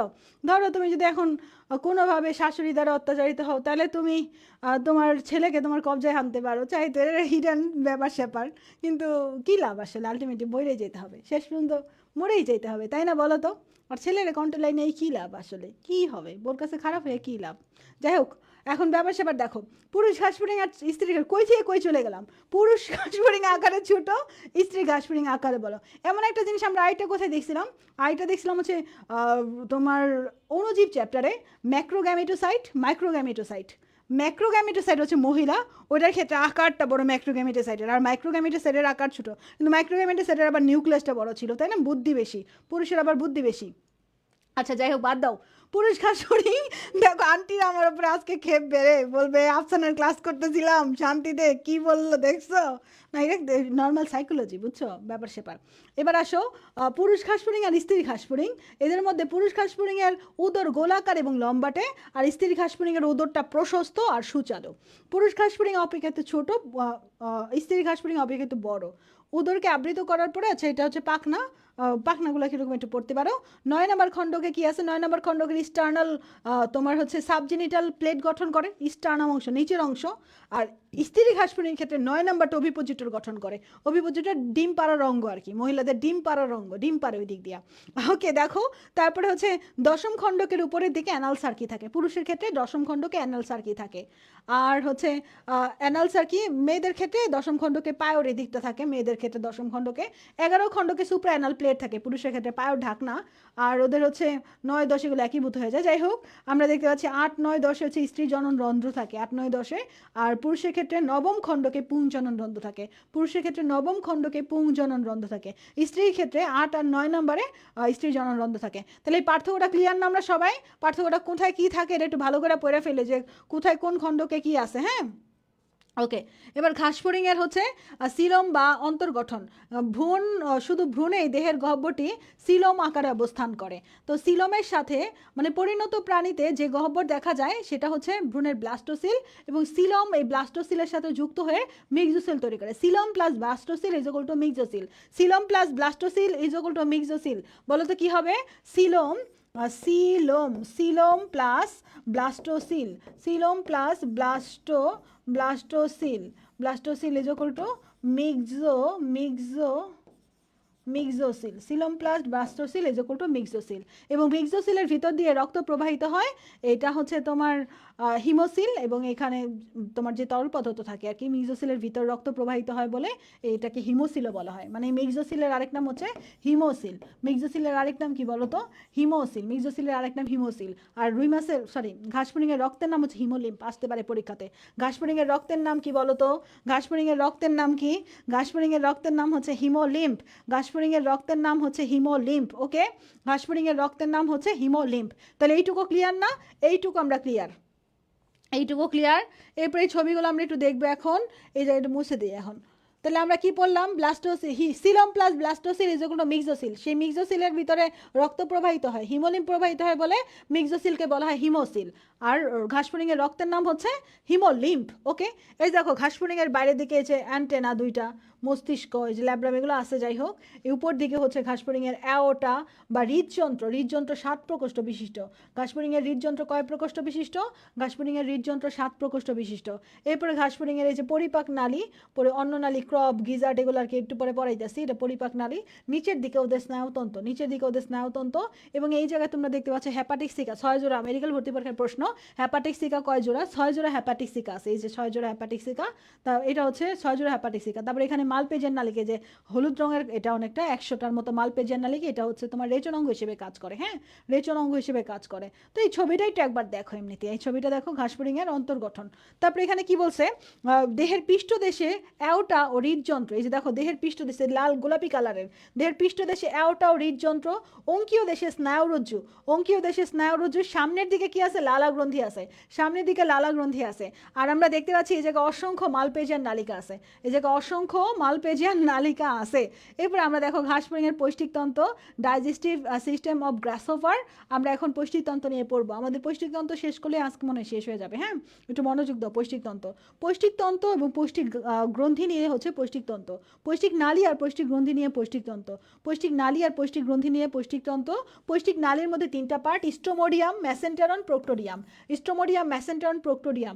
স্ট্রোমোডিয়াম আর মেসেন্টেরন হচ্ছে একটোডার্ম থেকে তৈরি। একটোডার্ম থেকে তৈরি। একটোডার্ম থেকে তৈরি। আর মেসেন্টেরনটা হচ্ছে এন্ডোডার্ম থেকে তৈরি। মেসেন্টেরনটা অন্তর্বরণটা এন্ডোডার্ম থেকে তৈরি। স্ট্রোমোডিয়ামে মুখছিদ্র, গলবিল, গ্রাস নালী, বাউন্ন নালী, ক্রপ, গিজার্ট এগুলো রয়েছে। আর তোমার হচ্ছে প্রোক্টোডিয়ামে ইলিয়াম কোলন রেকটাম পায়োছিদ্র। ইকোরেপা দিয়ে মনে রাখা যায়, ইকোরেপা, ইলিয়াম কোলন রেকটাম পায়োছিদ্র, এটা হচ্ছে প্রোক্টোডিয়ামে। আর পৌষ্টিক গ্রন্থি, পৌষ্টিক গ্রন্থির মধ্যে রয়েছে লালা গ্রন্থি, মেসেন্টেরনের অন্তঃবরণ, হেপাটিক সিকা। লালা গ্রন্থি, মেসেন্টেরনের অন্তঃবরণ, হেপাটিক সিকা। হেপাটিক সিকা কয় জোড়া? 6 জোড়া। কবে আসছে মেডিকেল ভর্তি পরীক্ষা? 19-20-এ আসছে। তাহলে পৌষ্টিক তন্ত্র হচ্ছে পৌষ্টিক নালী আর পৌষ্টিক গ্রন্থি। পৌষ্টিক নালী আর পৌষ্টিক গ্রন্থি দিয়ে হচ্ছে পৌষ্টিক তন্ত্র। পৌষ্টিক নালী আর পৌষ্টিক গ্রন্থি দিয়ে হচ্ছে পৌষ্টিক তন্ত্র। ঠিক আছে, তাহলে এইটুকু দেখলাম। এখান থেকে আমরা আর কিছু দেখবো না। আচ্ছা, কি হয় এগুলা? এগুলা কি আসে? এটা কি?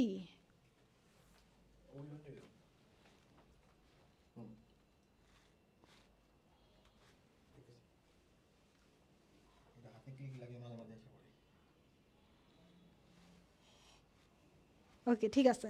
তাহলে এইটুকু পড়ে ফেলছি, এখান থেকে আর কিছু না। এবার চলো আমাদের পৌষ্টিক নালীগুলো নিয়ে একটু পড়বো। পৌষ্টিক নালী 3টা অংশ। একটা হচ্ছে স্টোমোডিয়াম, মেসেন্টেরন, প্রোক্টোডিয়াম, 3টা অংশ। প্রথম দিকে আমরা কি দেখতে পাচ্ছি? আমরা জানি যে স্টোমোডিয়াম আর হচ্ছে প্রোক্টোডিয়াম, যে 3টা, এইটা হচ্ছে একটোডাম থেকে উৎপত্তি, আর মেসেন্টেরন হচ্ছে এন্ডোডাম থেকে।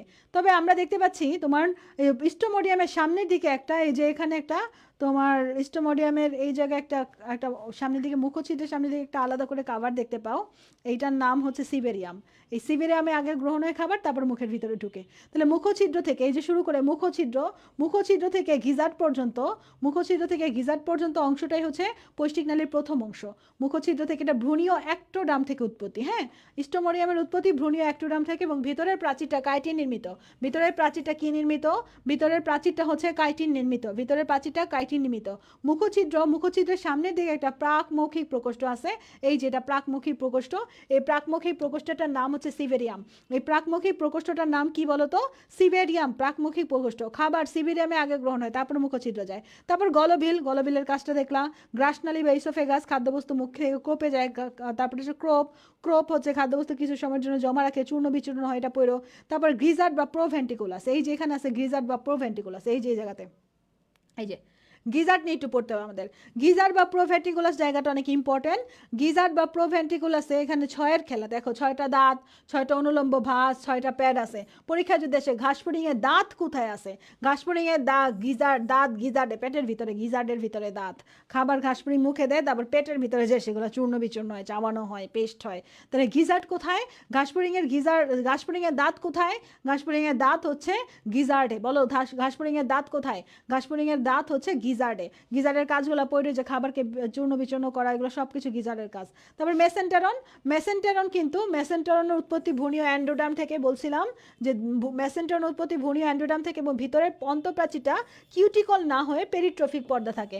ভিতরের অন্তঃপ্রাচীরে আগে দেখছি কিউটিকল, আমরা অ্যাক্টোডার্মের ক্ষেত্রে কিউটিকল দেখছিলাম ভিতরের অন্তঃপ্রাচীরে, কিন্তু মেসেন্টেরনের ক্ষেত্রে কিউটিকল না হয়ে কি আছে, তোমার পেরিট্রফিক পর্দা আছে, অন্তঃপ্রাচীর মানে ভিতরের প্রাচীরটা। তারপরে এখানে হেপাটিক সিকা আছে, 6 জোড়া হেপাটিক সিকা আছে, এখানে গ্যাস্ট্রিক ভিলাই আছে। তারপর শেষের দিকে আমরা হচ্ছে মালপেজিয়ান নালিকা দেখতে পাই, রেচনাঙ্গর মতো মালপেজিয়ান নালিকা। তারপরে মেসেন্টেরনের তারপর প্রোক্টোডিয়াম হচ্ছে অ্যাক্টোডার্ম থেকে উৎপত্তি। প্রোক্টোডিয়ামের পার্টগুলো দেখো, এই গিজার্ডের প্রস্তুচ্ছেদ করছে, দেখো এই যে গিজার্ডের প্রস্তুচ্ছেদ। গিজার্ডে কি আছে, 6টা ভাঁজ আছে, 6টা ভাঁজ, এই যে 1টা 2টা 3টা 4টা 5টা 6টা ভাঁজ আছে, 6টা দাঁত আছে, এই যে দেখো এই যে দাঁত, এই যে দাঁত, 6টা দাঁত আছে, 6টা ভাঁজ আছে, 6টা দাঁত আছে, 6টা অনুলম্ব প্যাড আছে, ঠিক আছে। এরপর আমরা চলে যাব হচ্ছে প্রোক্টোডিয়ামে। মেসেন্টেরনের ভিতরে তোমরা কি দেখবা, মেসেন্টেরনে তোমরা মালপেজিয়ান নালিকা দেখতে পাবা, ঠিক আছে। মেসেন্টেরনে মালপেজিয়ান নালিকা দেখতে পাওয়া যায়। এই যে ছবিটা দেখবা আর কি, বুঝছো, এই ছবিটা দেখো, এই যে মালপেজিয়ান, এটা হচ্ছে সিভেরিয়াম, মুখোছিডের আগে থাকে। তারপরে এই যে এটা হচ্ছে গিজার্ড। তারপরে এই যে দেখো এই জায়গায় মেসেন্টেরন অগ্র আর মধ্যের মাঝখানে থাকে হচ্ছে তোমার হেপাটিক সিকা 6 জোড়া। তারপর মধ্য আর পশ্চাতের মাঝখানে থাকে মালপেজিয়ান নালিকা, এই যে মধ্যে এই যে পশ্চাৎ মেসেন্টেরন আর হচ্ছে প্রোক্টোডিয়াম, মাঝখানে মালপেজিয়ান নালিকা। সংখ্যা কয়টা, 100টা। মালপেজিয়ান নালিকার সংখ্যা কয়টা, 100টা। ওকে, তাহলে এইটুকু আমরা দেখছি, এখান থেকে আর কিছু না। এরপর আমরা চলে যাচ্ছি কোথায়, এরপর আমরা চলে যাব হচ্ছে তোমার প্রোক্টোডিয়াম এর মধ্যে ইলিয়াম, কোলন, রেকটাম, মলাশয়। রেকটামের ভিতরে রেকটাল পেপিলা, এই যে দেখো রেকটাল পেপিলার সংখ্যা 6টা। তাহলে 6টা ছড়া কী পেলাম, 6টা ভাঁজ, 6টা দাঁত, 6টা অনুলম্ব প্লেট, 6 জোড়া হেপাটিক সিকা, 6 জোড়া হেপাটিক সিকা, আর 6টা হচ্ছে রেকটাল পেপিলা। তাহলে 6 রিলেটেড অনেকগুলো তথ্য পেয়ে গেলাম না।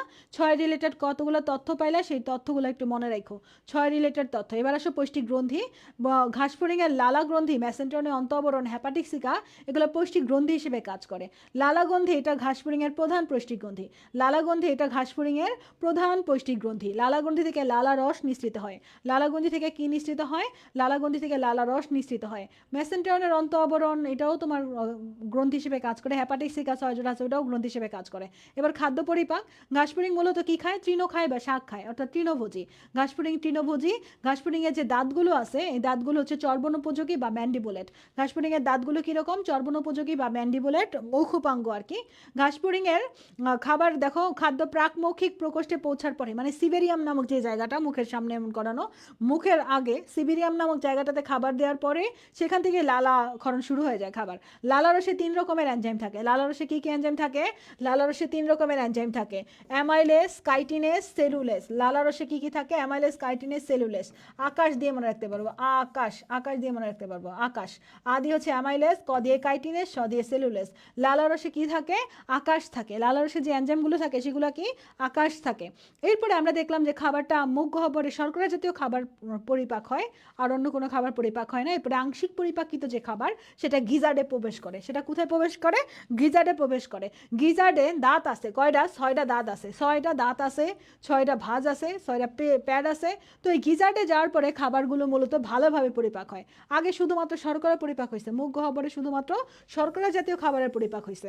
কিন্তু এরপরে আমরা কি দেখতে পাচ্ছি, এরপরে গিজার্ডে খাবার যাওয়ার পরে খাদ্য মেসেন্টেরনে পৌঁছানোর পরে মাঝামাঝিতে গিজার্ডের পরে হচ্ছে গিজার্ডে যেহেতু চূর্ণ বিচূর্ণ দাঁত দিয়ে একদম পেস্ট হয়ে যায়। পেস্ট হয়ে যাওয়ার পরে খাবার মেসেন্টেরনে যায়। মেসেন্টেরনে হেপাটিক সিকা আছে না, হেপাটিক সিকা থেকে অ্যামাইলোলাইটিক এনজাইম, মানে কার্বোহাইড্রেট ভাঙার এনজাইম, অ্যামাইলোলাইটিক এনজাইমগুলো হচ্ছে amylase, maltase, lactase, invertase. Amylase, maltase, lactase, invertase, এরা হচ্ছে অ্যামাইলোলাইটিক এনজাইম। এবার প্রোটিওলাইটিক এনজাইম, প্রোটিনকে ভাঙে, proteolytic proteolytic enzyme, peptidase, protease, tryptase, trypsin, peptidase, protease, tryptase, trypsin, এর হচ্ছে প্রোটিন ভাঙে প্রোটিওলাইটিক এনজাইম। তারপর লাইপোলাইটিক এনজাইম, লাইপোলাইটিক এনজাইমটা হচ্ছে লাইপেস। তাহলে আমরা কি দেখতে পাচ্ছি, অ্যামাইলেস, মল্টেস, ল্যাকটেস, ইনভার্টেস, এর হচ্ছে অ্যামাইলোলাইটিক এনজাইম। আর প্রোটিওলাইটিক এনজাইম হচ্ছে peptidase, protease, tryptase, trypsin. Lipolytic এনজাইমটা কি, লাইপোলাইটিক এনজাইমটা হচ্ছে লাইপেস। এই লাইপেস হচ্ছে লিপিড জাতীয় খাবারকে ভাঙে। প্রোটিওলাইটিক এনজাইম হচ্ছে প্রোটিন জাতীয় খাবারকে ভাঙে। অ্যামাইলোলাইটিক এনজাইম হচ্ছে তোমার শর্করা জাতীয় খাবারকে ভাঙে। এই সকল এনজাইম খাবারকে ভেঙে তারপরে খাবার পরিপাকে সাহায্য করে আর কি, খাবার ভাঙে। খাবার ভাঙার পর তো খাবারের এখন তোমার শোষণ হবে, অ্যাবজর্পশন হবে, আত্তীকরণ হবে, অ্যাসিমিলেশন হবে। তো এবার আমরা দেখতে পাচ্ছি এখানে যে এনজাইমগুলো আছে, এটা মনে রাখবো মাটিতে লাটিম কথাটা দিয়ে। মাটিতে লাটিম, মাটির ম দিয়ে হচ্ছে মল্টেস, মল্টেস, মাটি, টি টি টি দিয়ে হচ্ছে ট্রিপটেস, ট্রিপসিন, মাটি, টি দিয়ে হচ্ছে ট্রিপটেস, ট্রিপসিন।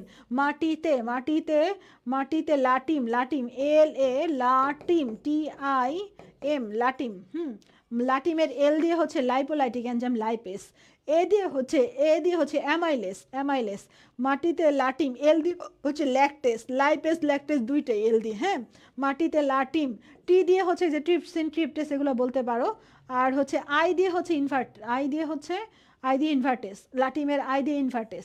মাটিতে লাটিম, মাটিতে লাটিম, ম দিয়ে মল্টেস। মাটিতে লাটিম পাই, পায়ের প দিয়ে হচ্ছে পেপটাইডেস, প্রোটিয়েস। তাহলে মাটিতে লাটিম পাই, এটা দিয়ে কি মনে রাখা যায়, মাটির ম দিয়ে হচ্ছে, বা তুমি লাটিম পাই দিয়েও মনে রাখতে পারো, হ্যাঁ, লাটিম পাই দিয়ে মনে রাখতে পারো। মাটিতে লাটিম না, লাটিম পাই দিয়ে মনে রাখা যায়। দেখো লাটিম পাই, লাটিম, এল দিয়ে হচ্ছে লাইপোলাইটিক এনজাইম লাইপেস, ল্যাকটেস। এ দিয়ে হচ্ছে amylolytic enzyme amylase. A I দিয়ে হচ্ছে ইনভার্টেস, আই দিয়ে ইনভার্টেস। এল দিয়ে হচ্ছে লাইপেস, ল্যাকটেস এগুলো তো বললামই। আর আই দিয়ে ইনভার্টেস। এম দিয়ে হচ্ছে মল্টেস, মল্টেস, এম দিয়ে মল্টেস। লাটিমের টি দিয়ে ট্রিপটেস, ট্রিপসিন। আর পাই দিয়ে হচ্ছে পেপটাইডেস, প্রোটিয়েস, পাই দিয়ে পেপটাইডেস, প্রোটিয়েস। এরা সবাই খাবারকে পরিপাক করে। অর্থাৎ মেসেন্টারনে খাবারের কার্বোহাইড্রেট, আমিষ, লিপিড সব পরিপাক হয়ে যায়। কার্বোহাইড্রেট, আমিষ, লিপিড সব পরিপাক হয়ে যায়। Amylolytic enzyme, proteolytic enzyme, lipolytic enzyme সবই থাকে তোমার হচ্ছে এই মেসেন্টারনে। তাহলে এইটুকু ক্লিয়ার না? এইটুকু কিন্তু আমরা ক্লিয়ার হয়ে গেছে। আবার কি হইলো, বারবার এটা কি আসে, এগুলা কি কোনো ঠিক করা যাবে না সেটিং?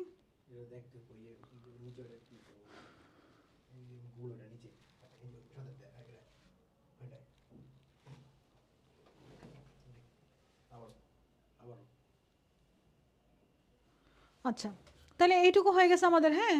তাহলে আমরা এই নামগুলো আকাশ দিয়ে মনে রাখবো, লালাগন্ধি থেকে নিঃসৃত এনজাইম। আর মাটিতে লাটিম পাই দিয়ে হচ্ছে আমাদের মেসেন্টারনে লাইপোলাইটিক, অ্যামাইলোলাইটিক, প্রোটিওলাইটিক সবগুলো। এই জায়গায় প্র্যাকটিক্যাল পার্ট আছে, প্র্যাকটিক্যাল পার্ট আমাদের লাগবে না। প্র্যাকটিক্যাল পার্ট যা যা এগুলো আমরা নেক্সট দিন হচ্ছে বাকিটুকু পড়বো। মানে নেক্সট দিন আমাদের একদম বাকি যে হাফটা আছে, বাকি হাফটা শেষ করবো। আজকে তো অনেক বড় ক্লাস হয়ে যেত। কতক্ষণ হয়েছে ক্লাস? আজকে ক্লাসটা কি ছোটো হয়েছে তুলনামূলক? আচ্ছা, পুরোটা নিলে হয়তো বা বড়ই হইতো। চলো আমরা একটা নোট আছে, নোট দেখি। আমাদের এই জায়গায় যে পুরুষ আর স্ত্রী ঘাসফড়িংয়ের পার্থক্যটা তো পড়াইছি আমি তোমাদের, এখানে আছে এবার দেওয়া। এগুলো তো দেখাইলাম, এটা পড়াইছি। তারপরে এই যে স্টোমোডিয়াম, মেসেন্টেরন আর প্রোক্টোডিয়াম। এটা মেমেন্টেরন না, এটা মেসেন্টেরন, হ্যাঁ, মেসেন্টেরন। ওকে, এটা স্টোমোডিয়াম মুখছিদ্র থেকে গিজার্ড পর্যন্ত। আমার সাথে সাথে বলো, স্টোমোডিয়াম কোথা থেকে কোন পর্যন্ত? স্টোমোডিয়াম মুখছিদ্র থেকে গিজার্ড পর্যন্ত।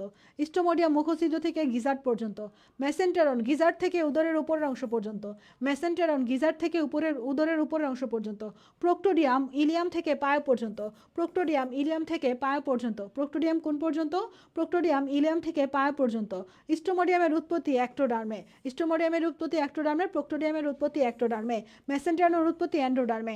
স্টোমোডিয়ামের ভিতরের প্রাচীরটা কি দিয়ে তৈরি? কাইটিন দিয়ে তৈরি। স্টোমোডিয়ামের ভিতরের প্রাচীরটা কি দিয়ে তৈরি? কাইটিন দিয়ে তৈরি। আর প্রোক্টোডিয়ামও ভিতরের প্রাচীর কাইটিন, না, প্রোক্টোডিয়াম হচ্ছে কিউটিকল দিয়ে তৈরি। আর মেসেন্টেরন হচ্ছে পেরিট্রফিক পর্দা দিয়ে, মানে ভেতরের প্রাচীর। ধরো এটা হচ্ছে টোটাল একদম, এই যে একদম হচ্ছে ভিতরের, এটা স্টোমোডিয়াম, এটা মেসেন্টেরন, এটা প্রোক্টোডিয়াম। এই যে ভিতরে যে প্রাচীরগুলো আছে, স্টোমোডিয়ামের ভিতরের প্রাচীর হচ্ছে তোমার কাইটিন দিয়ে তৈরি। তারপরে হচ্ছে মেসেন্টেরন হচ্ছে পেরিট্রফিক পর্দা দিয়ে তৈরি, ভিতরের প্রাচীর। আর প্রোক্টোডিয়ামের ভিতরের প্রাচীরটা হচ্ছে কিউটিকল দিয়ে তৈরি, অন্ত আবরণ। তারপরে বাকি অংশের কী কাজ, এগুলো একটু একবার দেখবা। আমরা দেখতে পাচ্ছি মেসেন্টেরনে গ্যাস্ট্রিক সিকা বা হ্যাপাটিক সিকা 6 জোড়া, মালপেজের নালিকা থাকে 100টা। আর স্টোমোডিয়ামে মুখ, গলবিল, গ্রাসনালী, কফ, গিজারে থাকে 6টা দাঁত, 6টা ভাঁজ, 6টা অনুলম্ব ভাঁজ, 6টা অনুলম্ব পেট থাকে, ভাঁজ থাকে। আর প্রোক্টোডিয়ামে ইলিয়াম, কোলন, মলাশয়, বায়ু। ঠিক আছে, তাহলে যতটুকু পড়াইলাম ক্লিয়ার না সবাই বাচ্চারা? আজকে প্রশ্ন সলভ না, আগামীকালকে এই চ্যাপ্টারে যতগুলো প্রশ্ন আছে সবগুলো দিব, এবং বাকি যা যা অংশ আছে, বাকি যতটুকু অংশ আছে রক্ত সংবহন তন্ত্র থেকে শুরু করে রেচন তন্ত্র, এটা একটু বোঝার জিনিস, রেচন তন্ত্রটা একটু বোঝাইতে হবে। মানে বেশিক্ষণ লাগতো না, কত 1 ঘন্টা হয়েছে না ক্লাস, না কত ঘন্টা?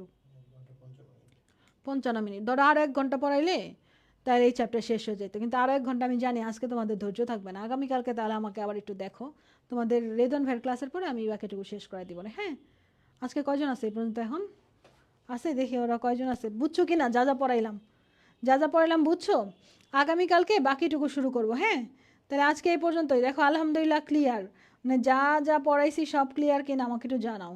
টোটাল ক্লিয়ার হয়েছো? যতটুকু পড়াইলাম আজকে এই নোটগুলো নোট করে ফেলো। হ্যাঁ, তাহলে আজকে এই পর্যন্তই। হ্যাঁ, সবাই ভালো থাকো, আল্লাহ হাফেজ। আল্লাহ হাফেজ।